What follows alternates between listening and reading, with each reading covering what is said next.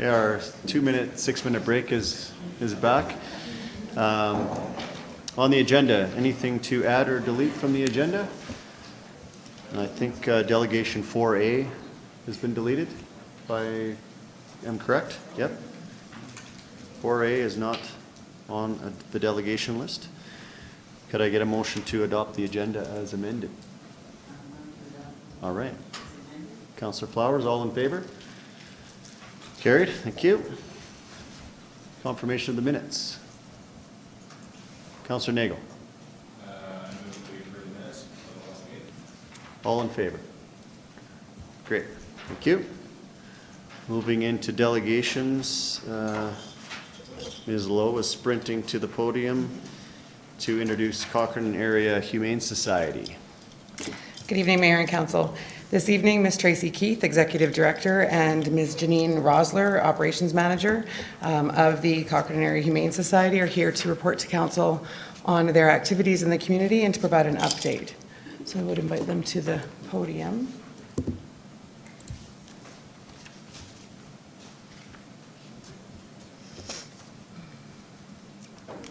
My apologies, it was here.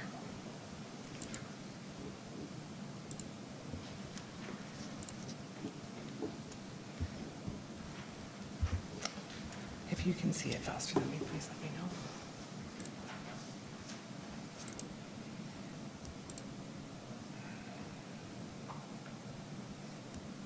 Do you have your presentation with you? We don't know.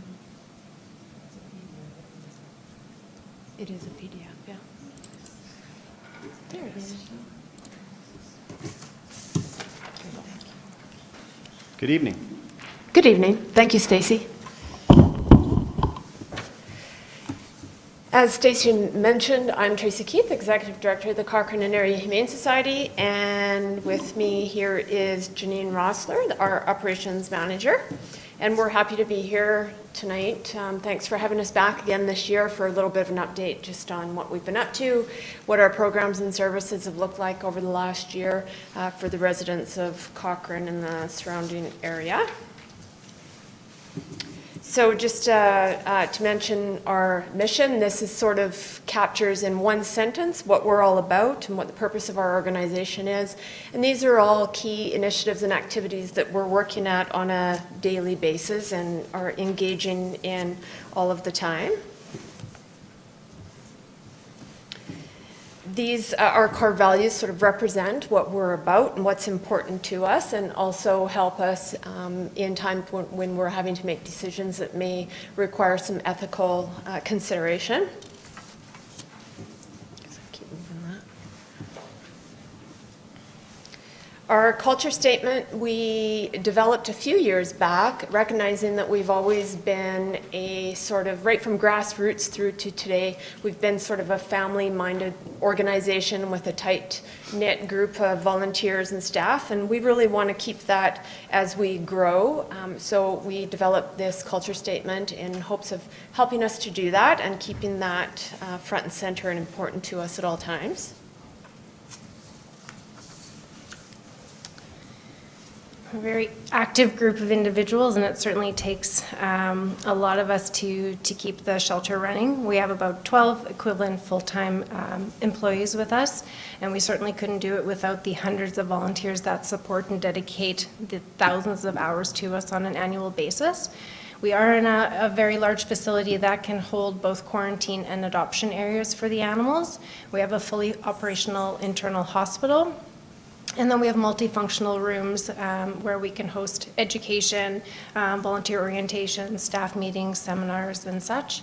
And a couple of years ago, we added on to our facility our Rehabilitation Education Center, a new 4,000 square foot area where we were able to host all of our public dog obedience classes, a weekly dog program for the public, but also public seminars throughout the year.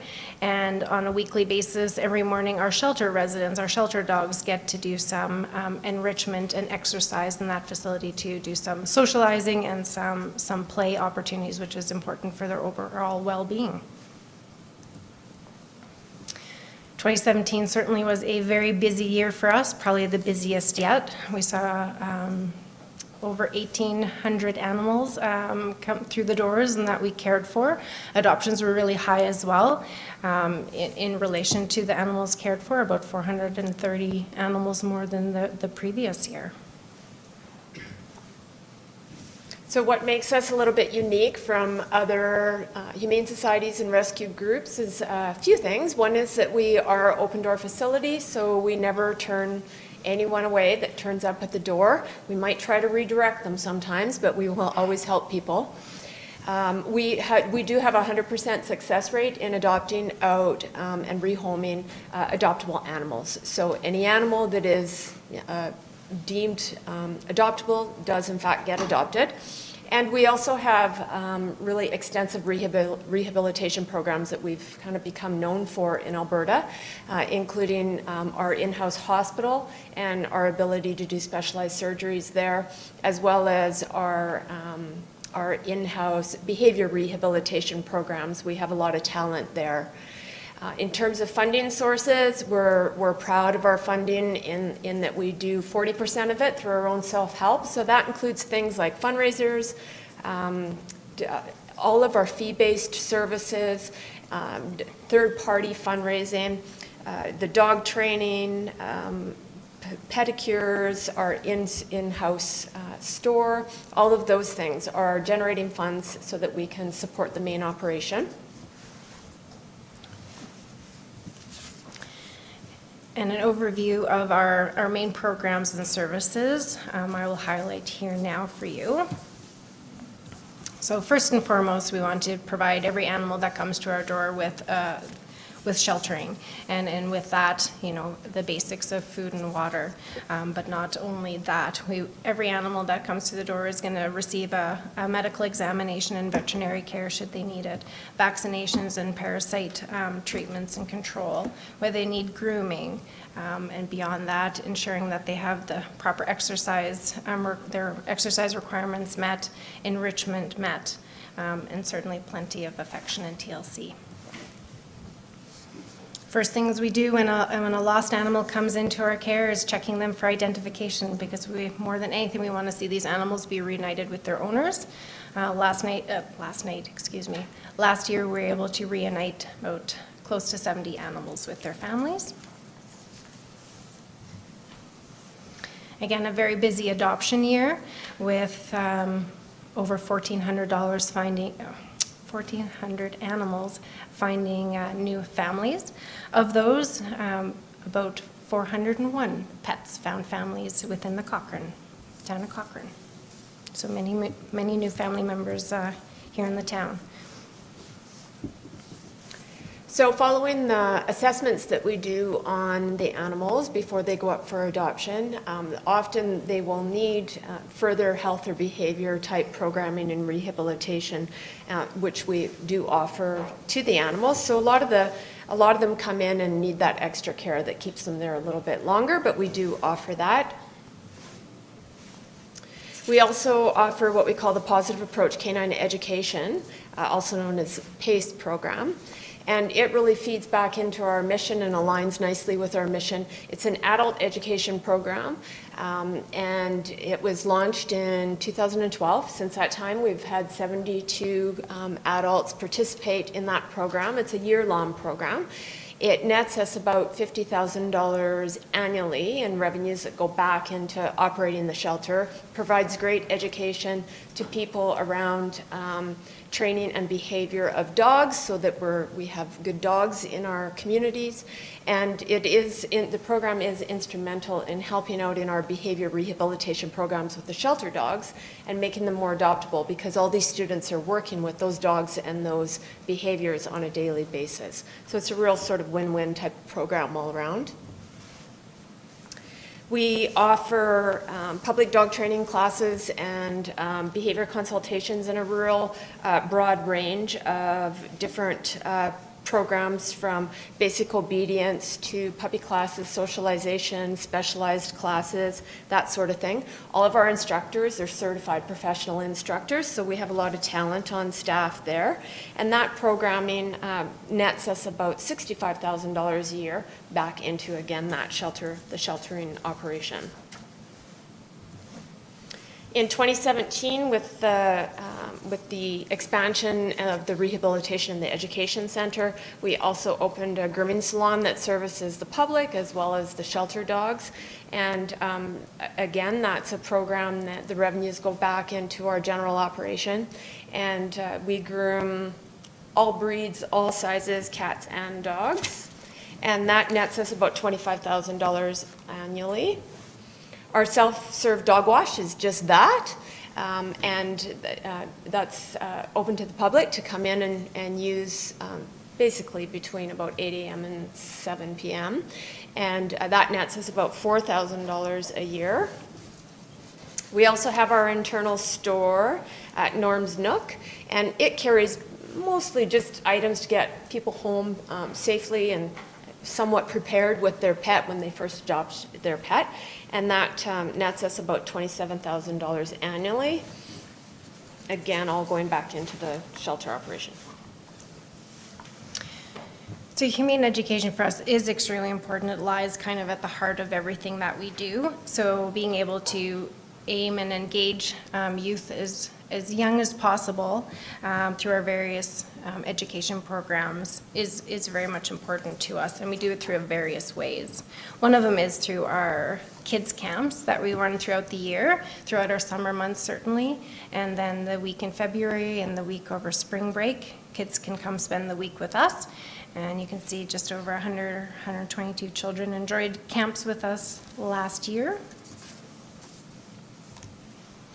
Our Critter Club is a new program we developed last year to engage kids outside of kind of camp season. It's an after-school or evening program where kids can come in and do a little bit more hands-on with the animals in terms of enrichment and what they really can provide the shelter animals on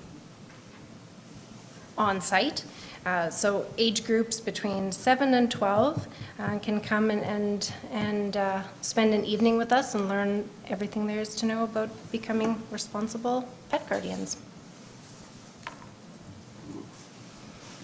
We also do a lot of shelter visits and tours throughout the year. So any classroom or community group can come for a shelter tour with us, but we're also out in the various schools anytime requested, and we can tailor our presentations to any type of curriculum or teacher requests.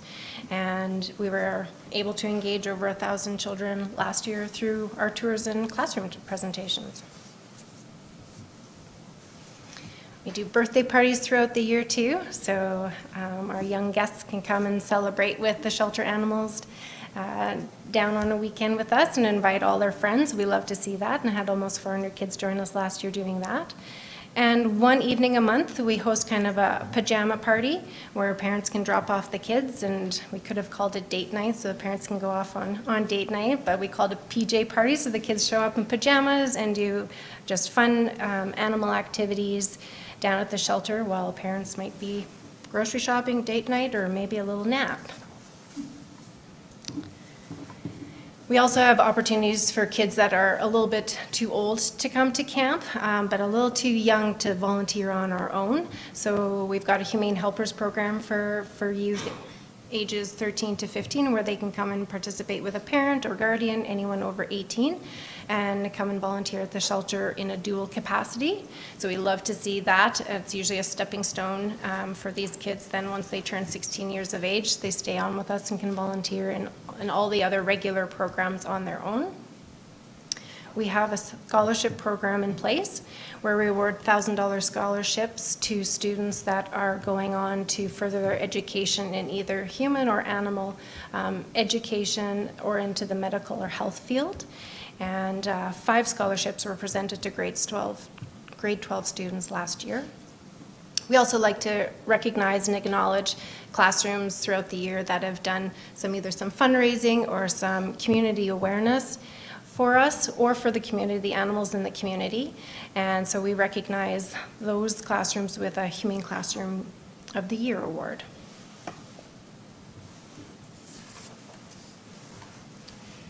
New last year to us was what we call our Rural Rescue and Support Program, which is providing support to other rural rescue organizations with their animal numbers and medical and behavioral cases. So it's always been important to us, it's always been part of our vision to be a rural leader in animal care, and we're sort of at that point now where we can actually do that. So we're helping many smaller rescue groups that don't have facilities and hospitals especially, as well as adoption facilities. And we're helping them in whatever way we can. So sometimes that means we're sharing our paperwork and documents and helping them to plan or budget. It may also mean that we're going out or that we're taking animals in from those communities where those shelters don't have places for those animals to be, and we're really trying to work with them and have them do what they do best on the ground out there rescuing animals, and let us do what we do best, which is rehabilitating and adopting those animals.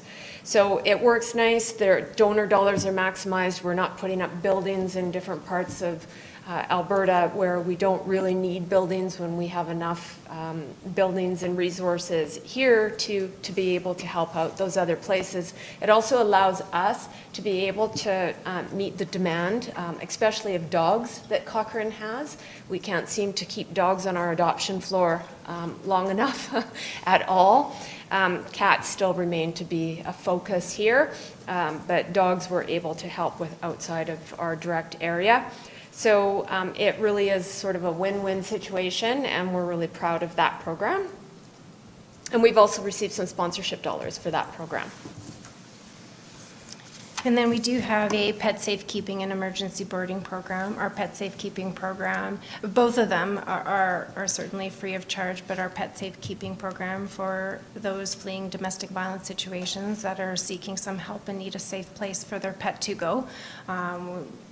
Studies do show that often individuals won't leave a situation if they can't take their pets with them, and do fear for the safety of their pets as well. So being able to have this program and provide those individuals seeking help a safe place for their pets to go is very important to us. Same thing with our emergency boarding program. Those might be for situations of family crisis, whether of fire or flooding, emergency hospitalization where arrangements just can't be made for their pets. Again, we will take these animals in and care for them until those families are back up on their feet.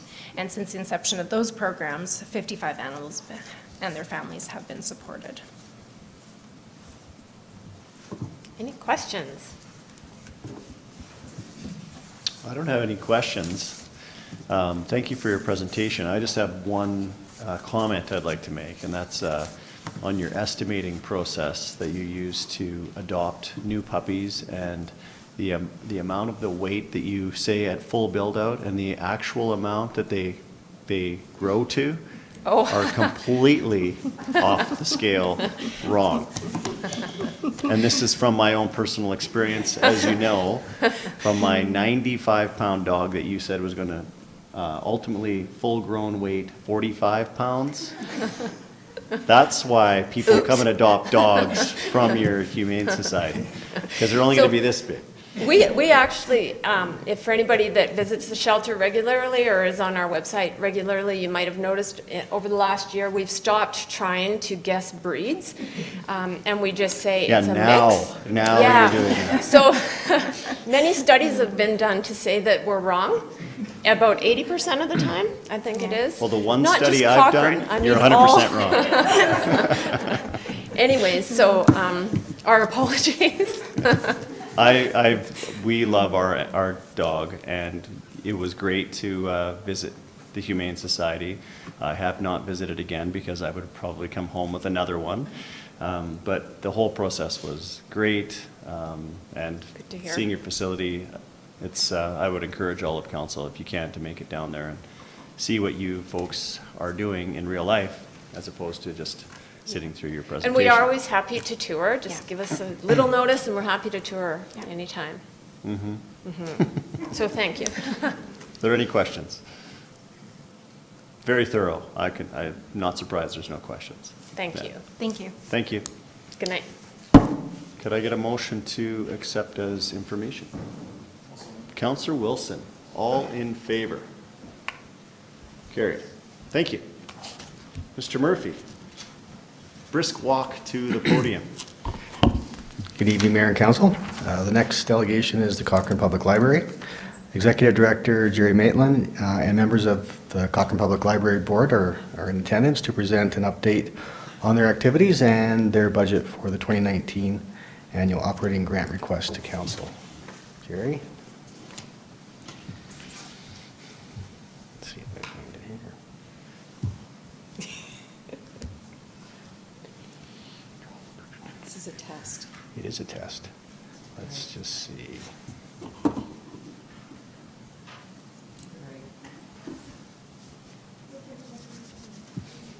Thank you. Stacy passed the test. Good evening. It'll come back. There we go. Good evening. Welcome to, thank you for letting me come and to present. We are always excited to come and talk about the library.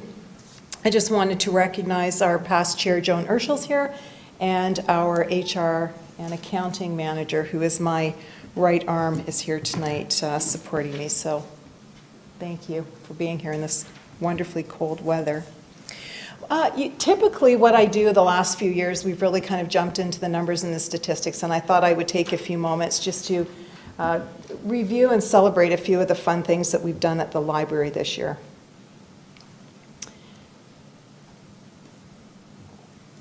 Here we go. So we've had a few interesting partnerships happen this year, and this one was with Canadian Tire. We approached them with some of the funds from the Friends book sale from 2017. Last year we raised over $14,000. And so we partnered with Canadian Tire. They were very excited when we approached them, and we have a power tool lending library this year. So everything from screwdrivers to miter saws, and we've partnered also with them in adding to our gardening tool lending library. So it's been very successful. And the family on the bottom right, they were there, that happened to be there that day renovating their kitchen when we were having our cake and our launch party, and they walked out with a ladder and a miter saw. They were very excited about that. We've also this year, thank you to the Activettes, started a board game lending library, and right now we have about 75 board and tabletop games, and I can't keep them in the library. We usually have about 10 games at any given time. These are, small card games all the way up to some very expensive $100 tabletop games. We've been really excited, and I've been really, really pleased on how well that this has worked for us. We had the Life Saving Society approached us this year with a $1,500 grant if we would be willing to set up a life jacket loaner station, and of course we said yes, because we don't loan out just books. We will loan out just about anything, it seems, these days. So we're still waiting. Cabela's has offered to purchase all of the life jackets, and we're just waiting on them. It's getting a little late in the season now, so in the spring we'll have the loaner station back up and people can come and borrow life jackets. We have been asked if we will get some for their pets, and we will review that in the spring. Last fall, we had the privilege of having Fred Penner come and attend the Canadian Children's Literature Festival Book Bash, which was a great success. We get really lucky. I think we must say a lot of prayers and the gods smile down on us. And this was in late October, and we had a really nice day. And Fred was so charming, and we really had a fun time interacting with him and all the adults that showed up. Of course, this year we had, again, our third medieval day with Vikings and knights and royalty. The mayor and his wife graciously attended, and it was again, we got blessed with the weather. And most recently, this will be the next thing. As we continue with our learning lab and turning it into a maker space, we'll continue with the robotics, but we do have funding that we received from BREC, and again, money from the Friends partnering. We'll be adding a 3D printer by the end of this year for the public to come and have access for free. So now we're going to jump into some of the statistics. Our membership rate has gone up exponentially. We're over 18,000 members with the library. Program attendance is over 13,000 this year. That does include the big events. And we serve everyone, and we serve them for free. And I just have to mention that we serve them in 8,000 square feet, just like the Humane Society. We do a lot in our small space. So currently, what's happening through the doors? Last year, we promised with part of the funding that we received from the town is that we would increase the opening hours, and we've done that. And it's been really interesting to see the numbers jump. So we've got about a 25 to 30% increase. These are really low averages. There are days and during the week where we have 450 to 500 people come through. And it's been a challenge, but we're really enjoying it. So on average, 330 people a day, over 2,300 per week, over 10,000 a month, and 120,000 a year. So those are the low averages. And that does not include the count on the door for special events. And we are now open 63 hours a week.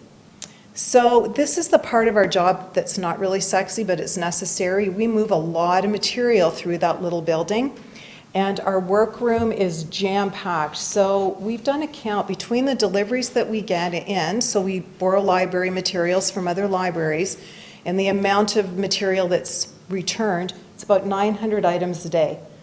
So 6,300 a week, 25,000 a month, for 330,000 pieces of material come and go in that library in a year. At the high end, I would say probably closer to 400,000 items. And we do that with 12 FTE, so full-time equivalency.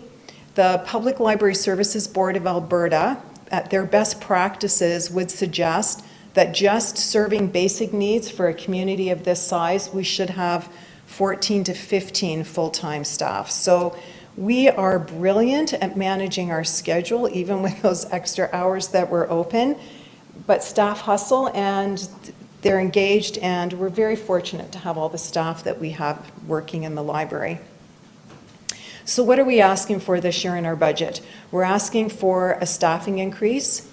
Mostly our operational budget is our staffing. We're at about 70% of our operating costs. So one more full-time body would equal somebody who could go out into the community and do library outreach and programming. We are a unionized environment.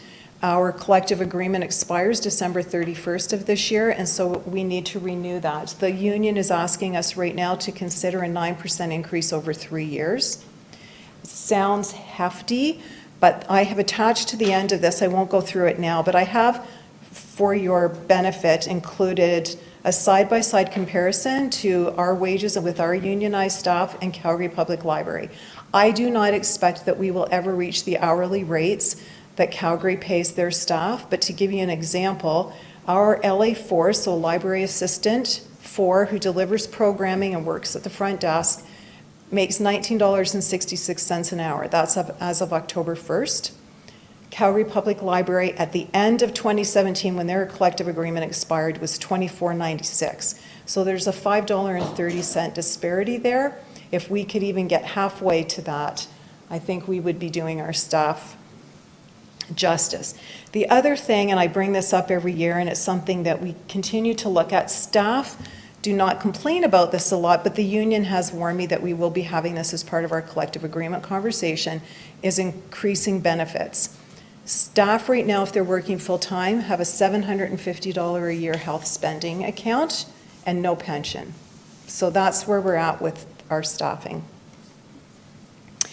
I just quickly wanted to show you this. I didn't bring a lot of charts this year, but the good news is that when we started down this per capita path comparison a few years ago, in 2014 you can see that we were at 2023, and with the rapid increase of population, we were starting to actually backslide, even though we were getting more money from the town in our grants.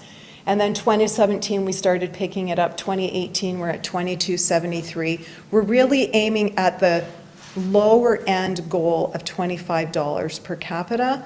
That would be, we'd be able to increase our staffing at that level. We would still be meeting essential services. We would not be meeting the high end, which would be exceptional. But if we could find some middle ground, we would be really happy about that. So we really are at capacity. We're at capacity with our staff. We're at capacity with our space. Again, this is a picture mostly for impact that this is what the library looks like when we're setting up and getting ready for the book sale every year. The Friends did an amazing job for us again this year. They raised over $14,000. So far this year, we've raised about $22,000 in grant funding. And we will continue to do that. The other thing that I always like to close our presentations with are just literacy. Public libraries, that's what we do. We're here to help innovate, to help people be educated, to be creative, to make things, to read and to expand, and to reach the possibilities in their lives that they may not even know that they're aware of. And literacy really is at the core of our business. And it's always really shocking to me to note that 42% of Canadians can read and comprehend below a grade 9 level.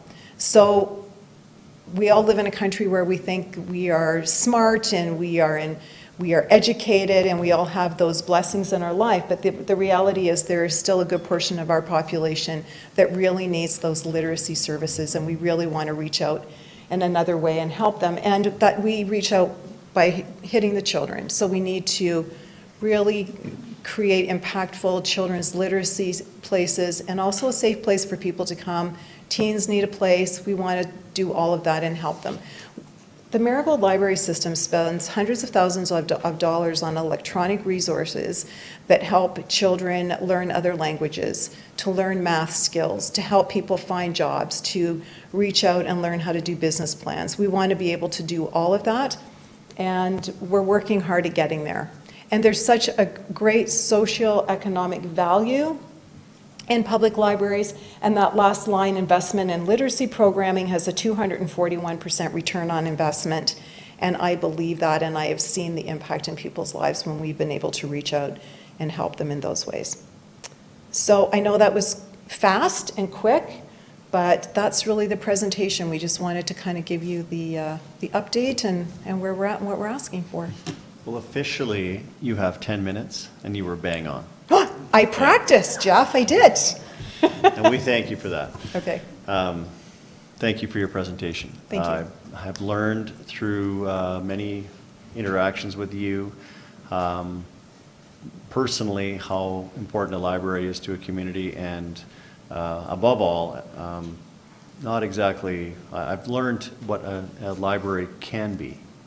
So I'm excited about the potential for our community in that. So, Councillor Flowers, you have a question? Yes, I just wanted to say thank you, Jerry. A very good presentation.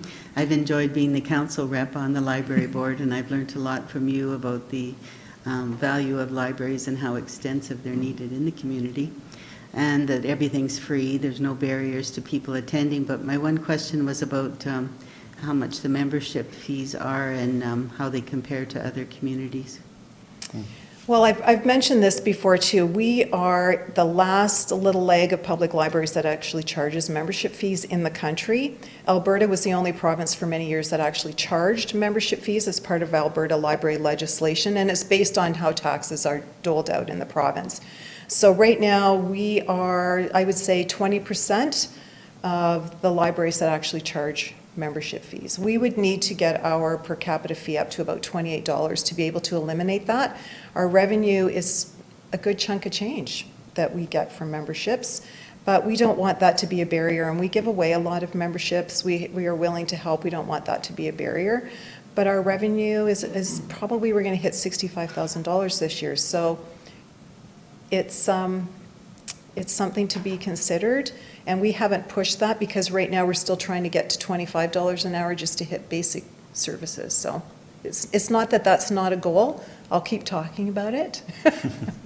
But we understand the town has other stressors and pressure points with their budget right now too, so. We do. Yeah. They're not something we can't overcome though, right? Absolutely. Good answer. I don't see any other questions. Oh, Tara, sorry, you're way over there. Councillor McFadden. You have to adapt. Thank you very much for your presentation, Jerry. It's been a number of years since I've served on the board, but and you're well served right now. And I always enjoy it when I do come there. I'm one of those people that always ends up with late fees. So thank you for capping that out. Well, and thank you. We appreciate that. Yeah, I'm there for it. Can you just refresh my memory? You did have it on there. How many members do you have currently, and how many what's the population you're servicing? Your population are residents, but also Rocky View County. Oh, and- okay, yeah, okay, so Rocky View has not given us an updated census since 2013, so our funding's still based on 11,000. They are apparently rectifying that this year, so we'll get a new census number. We still only get $4 per capita from Rocky View. And I think we're at $5.50 per capita from the Alberta government. Now, the Alberta government has done a little freeze on library funding, so we're still looking at 2016 per capita funds. Typically, the last few years, they have upped it every year. So we are short about $6,000 that we anticipated we'd get from the Alberta government this year. Again, we will continue to work with them and have conversations. Marigold's very good at, they're kind of the middle ground person for having those conversations with the Alberta government. Excellent. Sorry, can you give me the number again? You had it on your presentation of how many? 18,095 members. Yeah, 18,000 current memberships. I wrote it down. That was the number I was looking for. Thank you very much. Thank you. Any other questions? No? Thank you. Thank you. Could I get a motion to accept this information? I'll make Yep. the motion to accept the library as as information.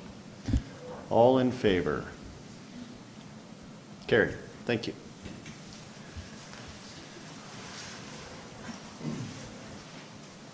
Mr. Murphy.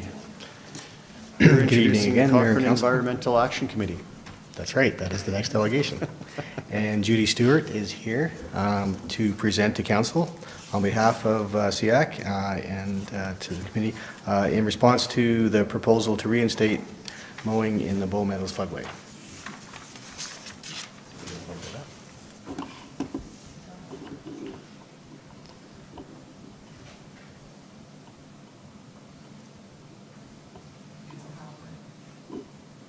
Sorry.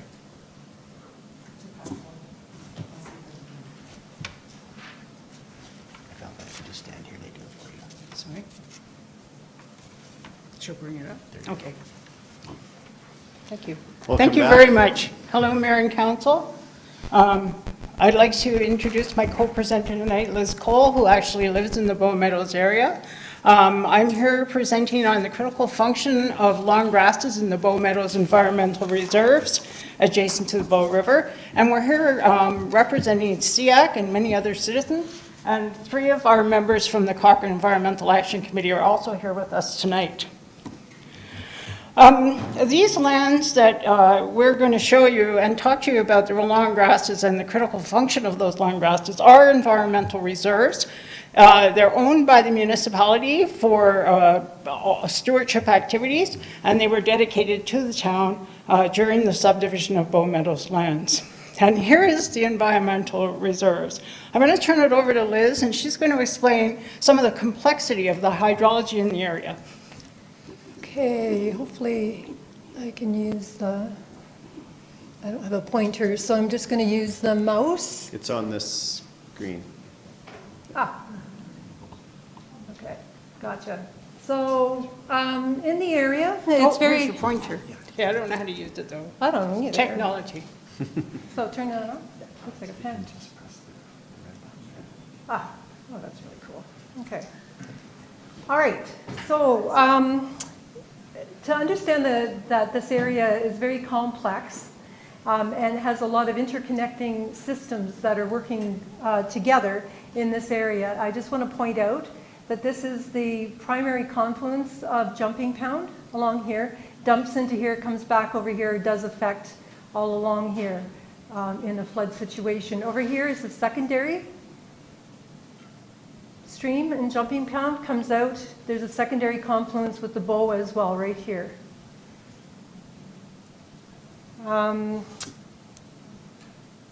During the 2013 flood, this was flooded well over the trail system here and halfway down into through here, and was accessing this natural drainage area that has native vegetation still there, was never mowed. This area here There's another access to the trail system here. This is a storm water drain that collects storm water from the community and funnels it back out to the bow. Most of the vegetation in this area is non-native. It was planted after, once this was constructed. There is a small amount of native vegetation in that area. Along here, we come back down to, and all of this has been mowed, all of this. This is the only area of natural vegetation in this area. That's a stormwater drain, collecting stormwater runoff from the community on this end. On the other side over here is actually a wetland. This area here remains wet continuously all year. So these ER lands are extensive, and they were taken, required to be dedicated as environmental reserves during subdivision, mostly to protect against flooding. And it's very important to understand the critical function of the grasses and the vegetation in riparian landscape, and why they're so important for us, for citizens generally speaking. So here's the flood hazard mapping of the area, and you'll see that the environmental reserve land is basically the floodway, and a significant portion of the Bow Meadows subdivision is in the flood fringe. So the pink area is the flood fringe, and the red area is the floodway. Liz is going to talk to you about this in a blown-up version. Okay, so this is the Bow Meadows subdivision, both in the red, the pink, and the yellow. The red is the floodway, which is the area that has been mowed all along here, with exception of the few natural areas that I showed you. In here is the flood fringe. So together, the floodway and the flood fringe makes up the floodplain. Now, when you walk through this area, whoops. Sorry. What did you do? Go ahead, Liz. Well, I need my map. Oh, you need to go back. Okay. I don't know how to go back. You can go, Continue on. go here and get your own map. Thank you. Okay. Thank you. So when you actually walk through this area, I think it's counterintuitive. A lot of people in the past times that we've had flooding in this area really believe the highest risk area to be along Jumping Pound, and you can see that the properties along here are not actually backing straight onto the floodway. As you come around the corner, it gets closer to the fence line, which is how the properties were built. The highest risk area is actually down here, further east into the east, that backs onto the floodway in the east. This is the largest portion where most of the vegetation has been removed, and not a lot of natural vegetation is even bordering this. So when you walk through here, you actually think that this is at a higher elevation. It's not. So when you look at the measurements here, it's interesting to understand that that is the highest risk area. So you can go, we'll leave you with this, and you can go and check out the flood hazard mapping that's been done by Alberta Environment for the entire area. So why are we here to talk about not mowing the grass? Because the question is to mow or not to mow. And Cochrane Environmental Action Committee and a number of citizens in the area are also looking at the function of healthy riparian lands and how that healthy vegetation actually stabilizes the river's banks and prevents pollution, and also provides all those necessary functions, the ecological goods and services. You'll see at the very, very tip here that slow growth happens when you mow the grass. The grass never actually gets a chance to grow, and as a result, neither do the roots. It's all about deep roots. If you don't have deep roots, then none of these functions can be performed by the riparian lands in the environmental reserve. The whole point of taking the environmental reserve was to mitigate against floods and protect the property from damages. So here's a picture to show you what happens when you mow. Here's mowed grass. The roots never get a chance to grow. They just don't get a chance to grow. Other plants where they aren't being mowed on a regular basis do perform the function, and they absorb the water during high flood events. They take that water in, and then over the summer months, it dissipates and it flows back out. So these root systems actually perform a drought and flood mitigation function, as well as being carbon sinks and providing all kinds of other goods and services to animals and other flora and fauna. Another example is here are some native root systems showing you what happens when you have turf. Turf has no root systems, therefore it can't perform the pollution prevention, the sediment entrapment, the slow release of water over time. The deep roots are so important. Could we go back on slide? I'm sorry. It's quite an important slide. I wouldn't ask you to go back to it. We do have some compacted soils as a result of the stripping and grading that was done in the area okay, I'll just go. This is fine. Okay. What I want to show you is this 90%.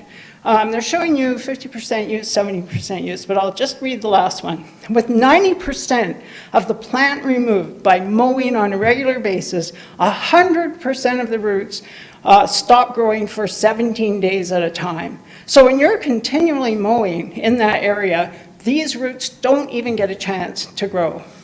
So the compacted soil issue leads to a storm drainage issue. And Liz took you through all of that. She showed you the storm drainage issues and the complexity of the storm management in that area of Bow Meadows and why you need this extensive root system to be able to mitigate against storm drainage. What essentially happens is in the flood events, the water goes up into the soils and is absorbed and in the root systems and the spongy area, and then it slowly releases. And that mitigates against drought. We've had a number of recent floods in these lands, 2005, 2008, and who can forget 2013. And the only thing we know is that it is unpredictable when the next flood is coming. So as a council, and as citizens in this community, we have to make sure we do everything possible to mitigate against the next flood. And the people who are most at risk, who are right along that environmental reserve. So Liz is going to take over here. Okay, see, these are some of the photos we took during and after the flood. This photo was taken 4 days after the flooding in 2013. It's taken right at the secondary confluence of Jumping Pound, so you see Jumping Pound there, right where it meets the Bow. The area had been continuously mowed and used as a recreation area. You can see the picnic table there and the bench. It stayed wet for the remainder of the year. You can see the standing water there even after 4 days. And it didn't dry until probably closer to the later part of August. Next slide. Got it. Okay, floodwaters crested during the night. This picture was taken the following day when the waters had already started to recede. So this is the same area coming across that floodway and trying to access that natural drainage. So it acts as a relief valve. So a floodway is supposed to do that, only it's supposed to have natural vegetation to help build that resiliency and take up some of that water. So it's acting the way it should be. It's coming, it's spreading out, it's dissipating over a large area, allowing it to sit there until the waters recede again, and then it can recede back. So, you know, and it's building capacity. So stripping away the vegetation really does cause it to be less resilient. This picture is the natural drainage. All of that is native vegetation that has been left there. It has never been mowed. You can see in the foreground the edge of a fence. The tall grass, that is quite deep back there. It's filled with water. It slowly filled up, just like a toilet backing up. It was terrifying. But it came up slowly and receded the following day all the way back down again. Worked exactly the way it should work. How did I know that it was working and mitigating and holding, well, having capacity to hold the water until it could release it back into the Bow when the levels had receded? None of the vegetation actually died. So had that stayed as wet as those fields that you saw prior to that had been mowed, that vegetation would have died due to lack of oxygen in its root system. But it did not, and it still remains the same. So I guess what Liz is saying, and what I'd like to reiterate rather forcefully, is this is healthy riparian habitat. This is how it looked after the flood, and this is normal.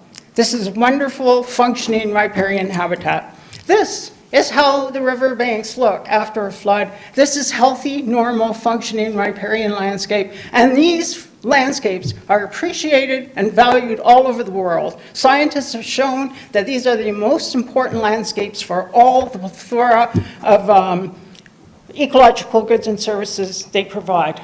This is more than beauty. This is function.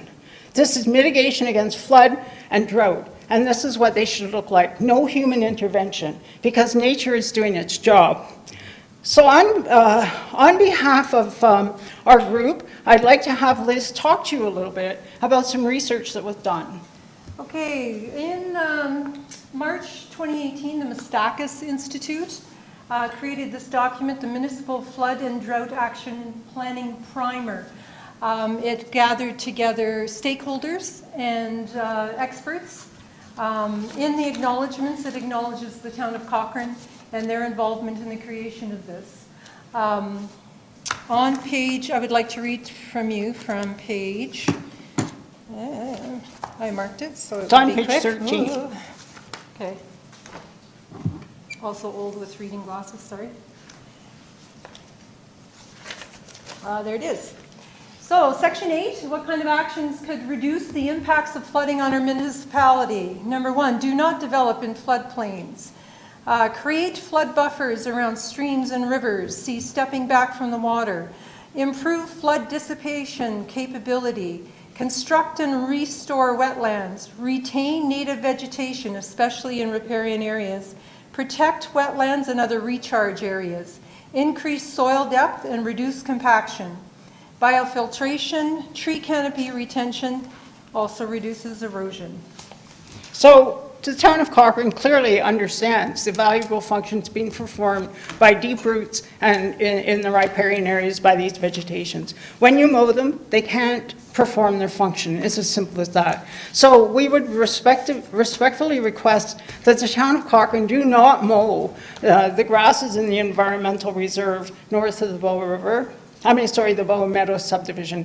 It just makes sense. And it is in the overall greater public interest to foster the well-being of the environment nowadays. It's new legislation.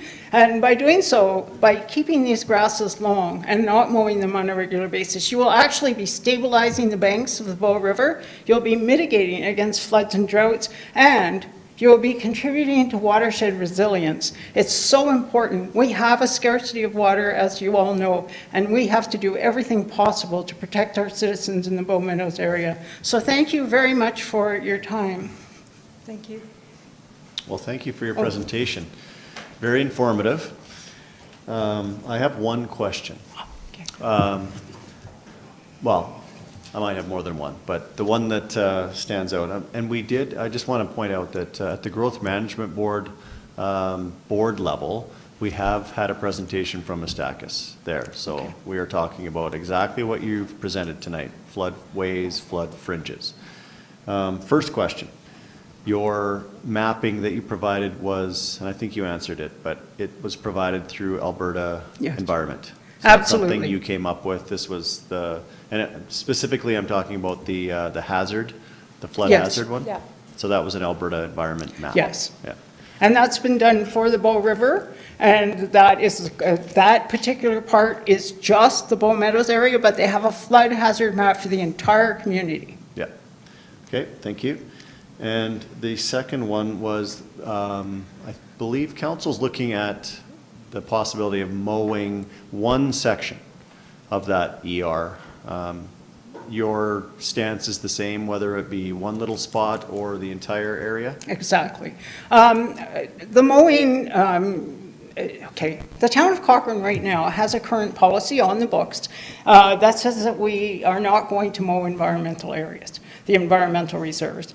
It's common knowledge, and there has been some enforcement in the past few years to get people to stop taking advantage of those lands and stop mowing. And we're all guilty to some extent of going out into our ER and doing bad things. But the policy remains in place, and I think it's a good one because it's helping us to create natural areas that can function as they should.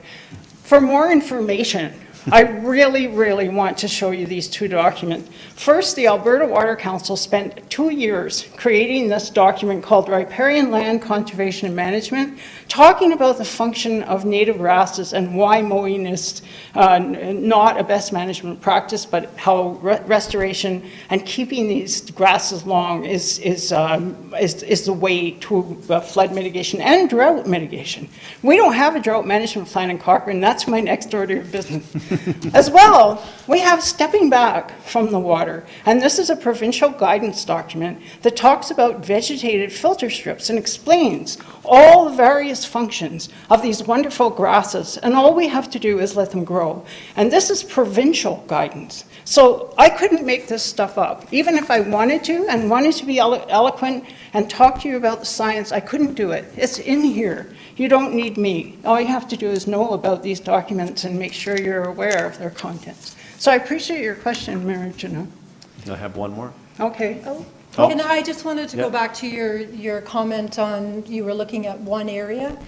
I want to reiterate the complexity and the interconnectedness of that area, and that one system doesn't operate independently of another system. So every event is different, so you don't know which event is going to happen or which combination of events are going to happen, and whether you need capacity in that floodway, in that area that you may be considering mowing for retention of water. And that's the most important aspect. Good thing we have Liz here. The interconnectivity of the system. What she's trying, what Liz was focusing on is storm drainage function. The storm drainage function hasn't really ever been addressed there to properly account for the fact that the water goes backwards in many cases. And so by mowing and taking away the capacity of those lands to absorb sufficient amounts of water, you're actually impeding the ability of our hard infrastructure to be able to do its job as well. So there are lots of interconnected issues, and I really apologize to Liz because that was one of the main parts of her presentation that she was trying to get across so much to everybody. I think we heard it. Okay. Yeah. I'm going to reserve my last question maybe till the end, but Councillor McFadden, you have a question. Yes, certainly. I was actually going to put the recommended action on the floor that we accept the presentation as information. The question I was actually driving to has been, I think, well answered in that what's being discussed is not the whole riparian area, but a smaller portion of that. And what I'm hearing you clearly say that even taking a smaller portion out of that the riparian area puts the whole system at risk. That's what I was hearing in response. I'm not real clear because nobody has pointed out to me which area that is, and I am by no means an expert, but the biggest area right now is bracketed on either side by stormwater drains that did become very overwhelmed during the 2013 flood, and the bow, once it gets high enough, backs up into that. So it needs capacity in order for the waters can access their floodway. That's what the floodway is. The floodway is the complete piece that goes all the way along there. Whether it needs to access it during whatever event, I mean, that is beyond my expertise. But what I am trying to say to all of you is that it is interconnected. So we don't understand the complexity. The other thing we also have to consider here is the groundwater capacity. So when the groundwater table becomes saturated with a heavy rain, we also have flooding from the bow, we also have flooding from the jumping pound. We have to have that capacity, the complete capacity of that floodway to function properly. Mowing a little bit is not going to cut it. Mowing all of it isn't going to cut it. If you want to do flood mitigation, drought mitigation, you have to take a scientific approach. You have to understand these lands were required to be dedicated as environmental reserve to protect the lands from flooding. And so every time you cut the grass, the administration at the time who allowed the cutting in the first place just didn't know. The science of riparian lands and the functionality of riparian lands wasn't known at the time. It is known now. It's known globally. And everywhere, everyone is protecting riparian landscape for the ecological goods and services they provide. And it's the root systems. And you cannot achieve a proper root system to perform the functions if you cut the grass. So it's as simple as that. If you cut one little small portion, it's harming that little small portion. And who knows, that might be the exact portion where you'd want the root system to be the thickest. Don't forget, those lands have been compacted as well, so they don't have the natural spongy materials that are going to be able to absorb a lot of water. And with the stormwater running off and the floodwaters coming in and the stormwater actually backing up again and groundwater moving up through the system, is creating more potential for flood than ever before. Thank you very much. I hope I was clear on that. One think I little got bit the isn't point. going to work. I got it. Okay. Councillor Nagel, you have a question? Yeah, thank you very much for your presentation, coming here this evening, bringing all this information. I'm wondering what your opinion on the soccer pitches and the parks that are very near to the area that we're talking about cutting. Are you ladies hoping that we allow all of the turf space and grass space adjacent to the river to grow in entirely? Yes. The whole area. No, he's talking, no. Sorry. He's talking about the soccer pitches above the area that we were talking about. Well, we shouldn't really have soccer pitches there, okay? 'Cause these So soccer if you pitches wanted are to, quite close. if you wanted to be scientifically accurate, and if you wanted to mitigate against flood, you would allow the soccer pitches to grow in so they could perform their riparian functions. But you have to balance against the fact that these soccer pitches have existed for a long time. Those soccer pitches are performing a function for people. The riparian area along the environmental reserve is not. That was never intended as a public park or a playground. It was intended as an environmental reserve to be left in its natural state for the function of protecting those houses from flooding. It's totally different than the soccer pitches, and you can't compare them. But if you asked me as a professional with all the knowledge I have and all the studies I've done on riparian lands, yes, we should let those soccer pitches grow in. The other thing too is that we can narrow this into just talking about the area that was of concern. But if you've asked for an opinion, I would say you do have to balance. Also, not understanding what that piece does as far as mitigating floods and the effect on our community. I don't understand that. I'm not a hydrologist. It's at a higher level. I didn't look at the flood mapping to see what the risk was along there. I have no idea. But it is something that you need to consider, that from the top of that hill, as you enter Bow Meadows community, all the way to 22 is mowed. So you already have that giant stretch that's used for recreation. It's used for a park. Rotary Park is there. So, I mean, there is a balance for recreational use. There are a few houses that back along that park. I don't know what the risk is to them as far as flood, looking at the flood mapping, in my opinion, since you asked. Councillor Wilson? Thanks very much for the presentation. I was one of the members that went with the concerned residents and walked the area in question. What really struck me was the elevation of the area that we were walking, the small area that we're talking, which you said is bracketed by storm water drains on each side, and which is new You know what, information. I was never told which area where we are even talking about. So if we could pull up the If we could pull up the presentation and actually look at the flood mapping, you can tell me which Maybe area. we'll just hear the question, Liz, because I think, Oh, I okay, think well, it's, I wasn't privy to what area we were even discussing, so I'm discussing the entire area. And what I showed you on that flood mapping is that it's not intuitive. So when you actually go to that area, if you're talking about the area that is, the largest area that is bracketed between the two stormwater drains, it is actually of higher risk than the properties that back directly onto Jumping Pound. that's absolutely critical to understand. Liz and I worked with some Mormon missionaries and also with Bradloff throughout the summer doing invasive weed pulls in the area. We walked extensively around those lands, and it was identified very clearly that the riparian grasses, the grasses that were coming back into play, were performing a function. They were healthy, and they were multiplying. They were able to deal with the flood.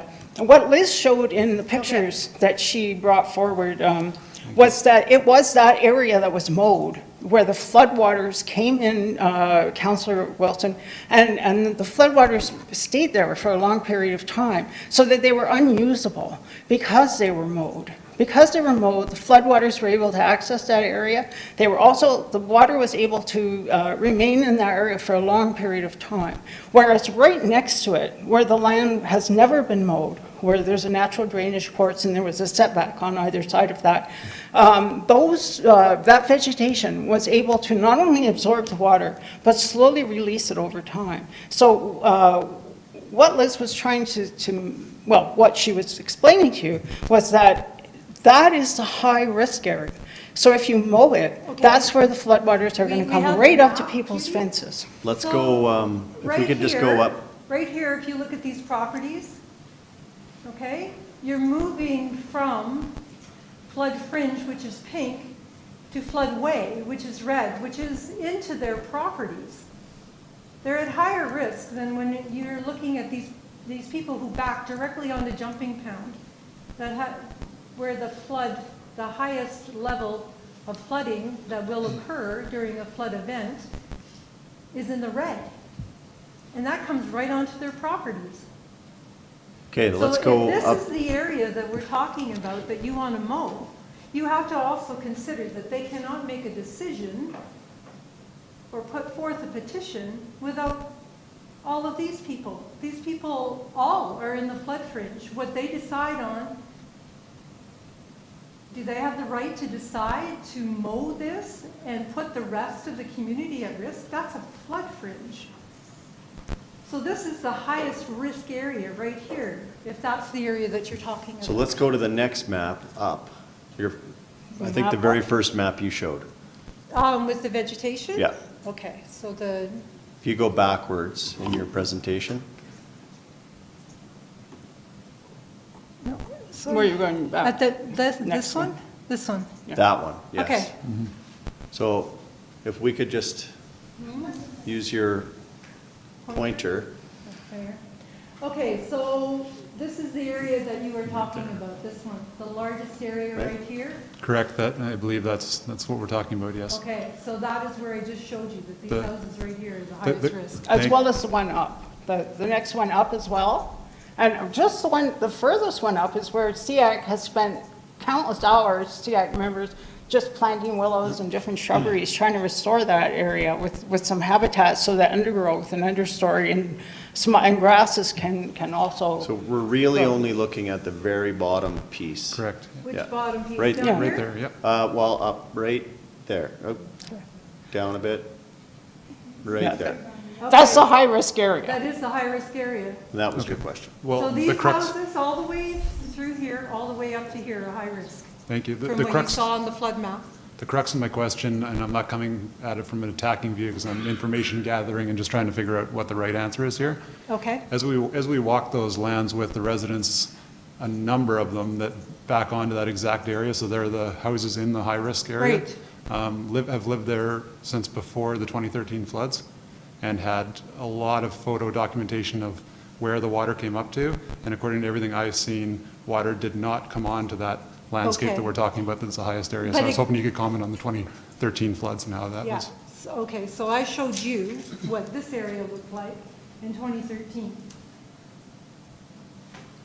We have different, again, we're talking about interconnected systems. We're also talking about flood events that could come from heavy rainfalls. And this area is bracketed by stormwater. Largely, on the 2013 flood event, most of it was coming from Jumping Pound. And we did have the Bow River that flooded in, okay? And we also had high rains. Depending on what the situation is and the combination thereof, you're going to have different events. So what we're saying to you is that that is a floodway. It is meant to flood, and it will flood. Maybe the next time, and I mean, I didn't do those maps. That came from the province. They're telling you that's the highest risk, okay? So in 20 years, maybe they didn't see that, but maybe next year they will. So according to the province, that area is highest risk, right there. So what happened in 2013 wasn't a 1 in 100 year flood. That was a 1 in 70. Okay, so our fence lines were built at the 1 in 100. These people here, their properties are in that floodway. Okay, thank So you. the province is saying, not me, the province is saying with their flood mapping, current flood mapping, that that's the highest risk property. I was principally hoping you could comment on the 2013 flood situation, and I think that answers the question where even though it didn't, the water didn't touch that area in 2013, it could in a future year feasibly touch that area Correct. that we're talking about mowing. Correct. Okay. We're not disputing that there are certain areas in there that, that didn't flood. We're Yeah. not saying that at all. All we're saying is that there is a town of Cochrane policy that environmental reserves that have been particularly required to be dedicated from developers at the time of subdivision for certain purposes, for in this case, because they were in a floodway, and the law is very clear, and all of these booklets are describing how land should not be developed. And development includes stripping, grading, compacting the soils, and mowing the grasses. These are known now to be detrimental for riparian landscapes, and these lands that have been dedicated as ER adjacent to rivers, they are detrimental practices that are impeding the ability of these lands to function as they ought. It's not a beautiful thing. It's not meant to be aesthetic. It's not meant to be a matter of personal preference or a landowner, adjacent landowner wanting a certain thing to be done. These are town-owned properties. They were provided to the town to perform a certain function, and they should be left in their natural state or they won't be able to. Mowing the grasses will disturb them significantly, and it has. There's no telling how much of that land would have stayed not flooded, would have not ever flooded. Like, people were in there sandbagging constantly in 2005 and 2013. Maybe they wouldn't have had to if that land had never been mowed. We don't know that. But we're saying, let's give them a chance. Let's let them grow and see if they can perform their functions so we never get another 2013 flood. We want to protect those people as much as we want to protect the lands. I hope that answers your question. They were all very good questions, and I really appreciate your time tonight. Thank you for your presentation. I don't think we have any other questions. Really appreciate you coming forward. Well, I appreciate it. Yep. All right. Need a 2-minute recess? Oh, yes. We don't need a recess. We need you have a motion. All in favor of Councillor McFadden's motion? Thank you, Councillor Nagel. It's moved by the delegations. Bylaws.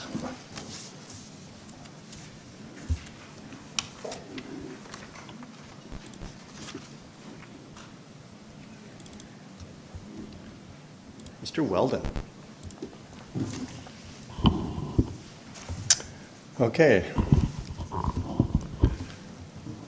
Just give it a second. There we go. Okay, good evening, Mayor Chunung, members of council. I'm here to present to you Bylaw 15, 2018 for your consideration for second and third reading. Bylaw 13 Bylaw 15, 2018 is proposing amendments to the existing car wash regulations in the land use bylaw.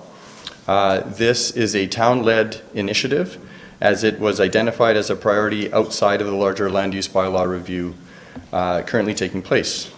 The land use bylaw regulations currently are out of date, and an increase in the development inquiries has initiated staff to look at these regulations.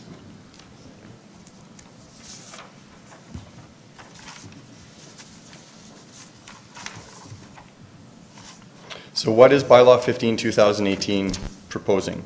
It is proposing additional definitions, amendments to the parking regulations, clarity on where car washes will be allowed within the town, and a general regulation section that is currently absent. Land use definitions. So currently, the current car wash definition is a very general definition that covers all types of car washes and all scales of car washes. The proposed amendment is to split this current definition into 3 different definitions: vehicle wash minor, vehicle wash general, and vehicle wash major, which is very similar to the current broad general land use definition for car wash.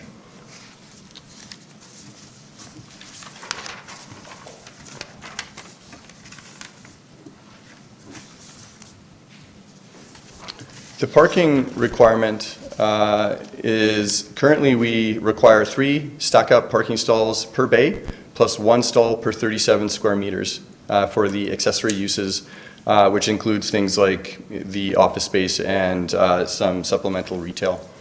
The proposed amendment is to keep the 3 inbound queuing stalls per single car wash bay, and add in for 6 inbound stalls per multi-vehicle wash bay.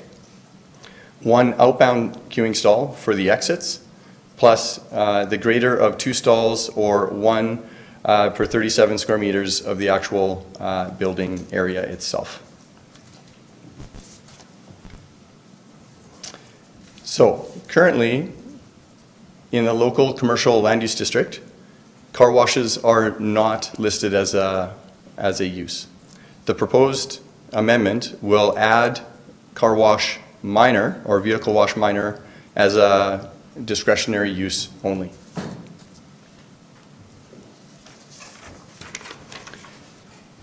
The local commercial district is currently located in Heritage Hills. It's also located in the Heartland District. And we also have a very small parcel up on River Heights Drive, which is located just south of the Cochrane Dodge dealership.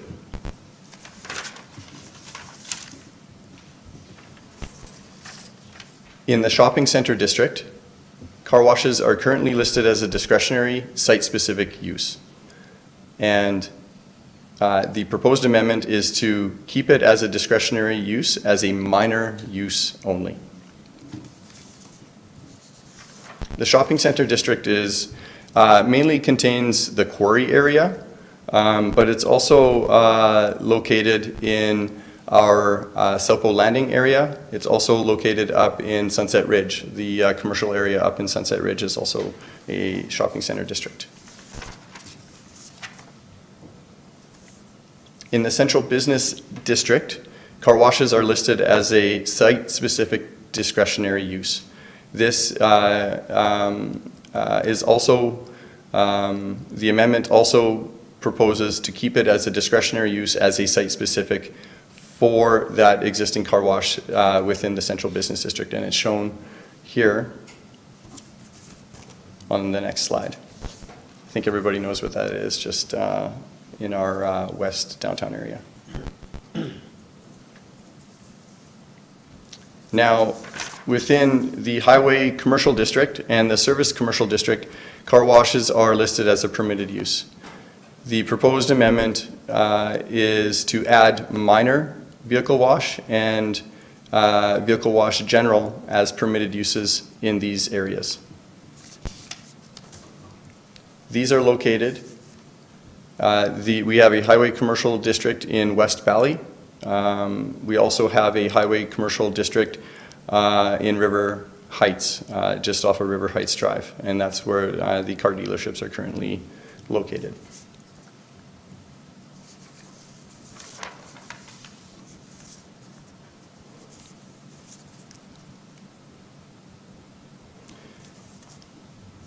Sorry, I'll just also mention in the service commercial district, it's located off of Railway Street East, as you can see here. And also there's a portion that is currently vacant on River Heights Drive, and that's on the east side of River Heights Drive.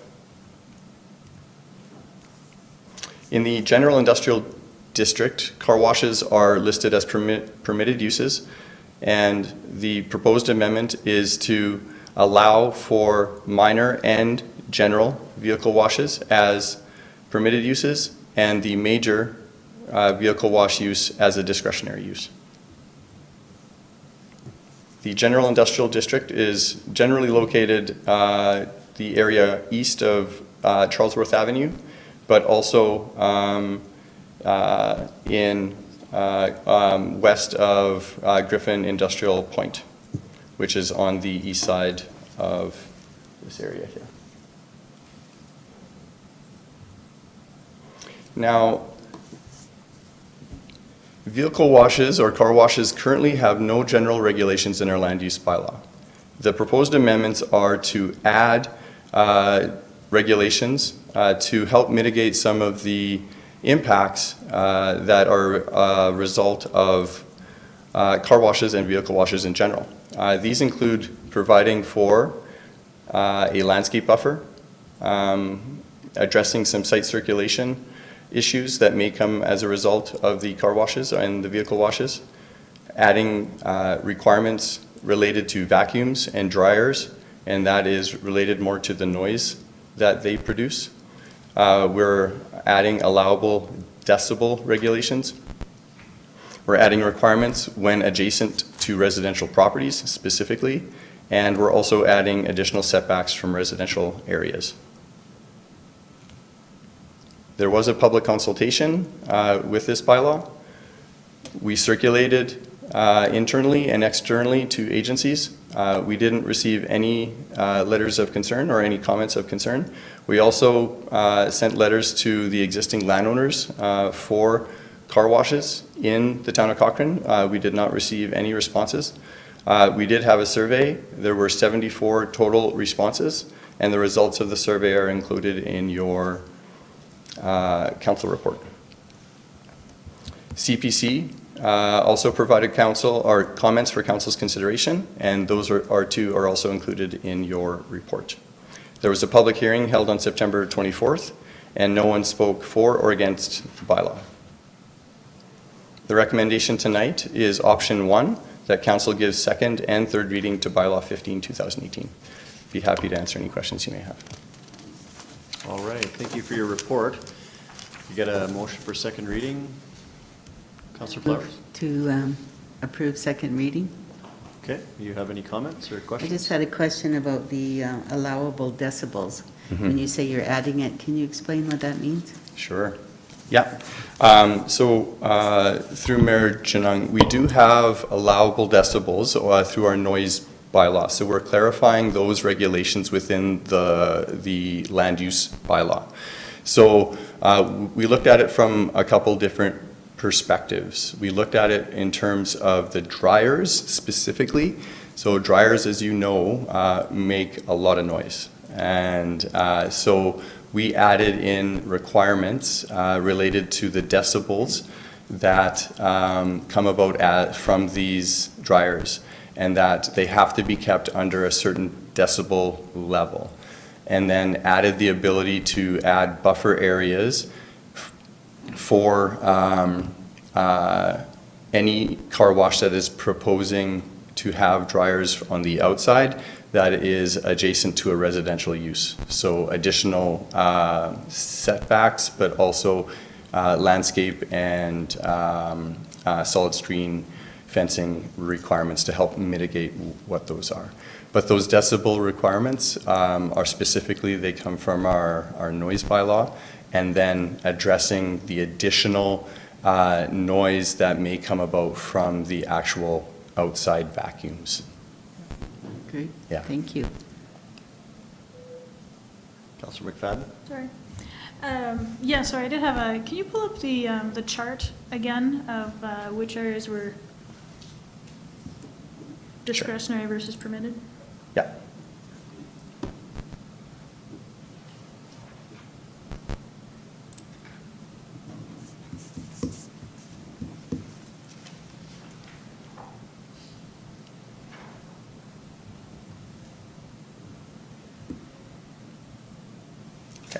Thank you very much. So if I'm reading this correctly, the highway commercial, it's permitted minor and general uses. That includes the piece, the highway commercial piece along West Side Drive. Yeah. So I'm a little bit concerned about having a car wash along that landscape. And I'm actually going to put it to my colleagues to see if we might want to change that to discretionary. And then a question on discretionary.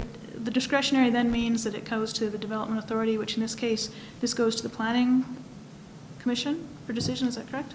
Through Mayor Genung, as a discretionary use, that is correct. It would go to the Cochrane Planning Commission for their consideration. Okay. So my thoughts right now, Council, is that we would amend the highway commercial along the West Side Drive piece to have discretionary as opposed to permitted. I think we've seen feedback from the community that there's a kind of desire to have more control instead of less along that site. So my thoughts right now. The rest of it, I think, seems to be well in the ballpark, and a lot of good work has been done.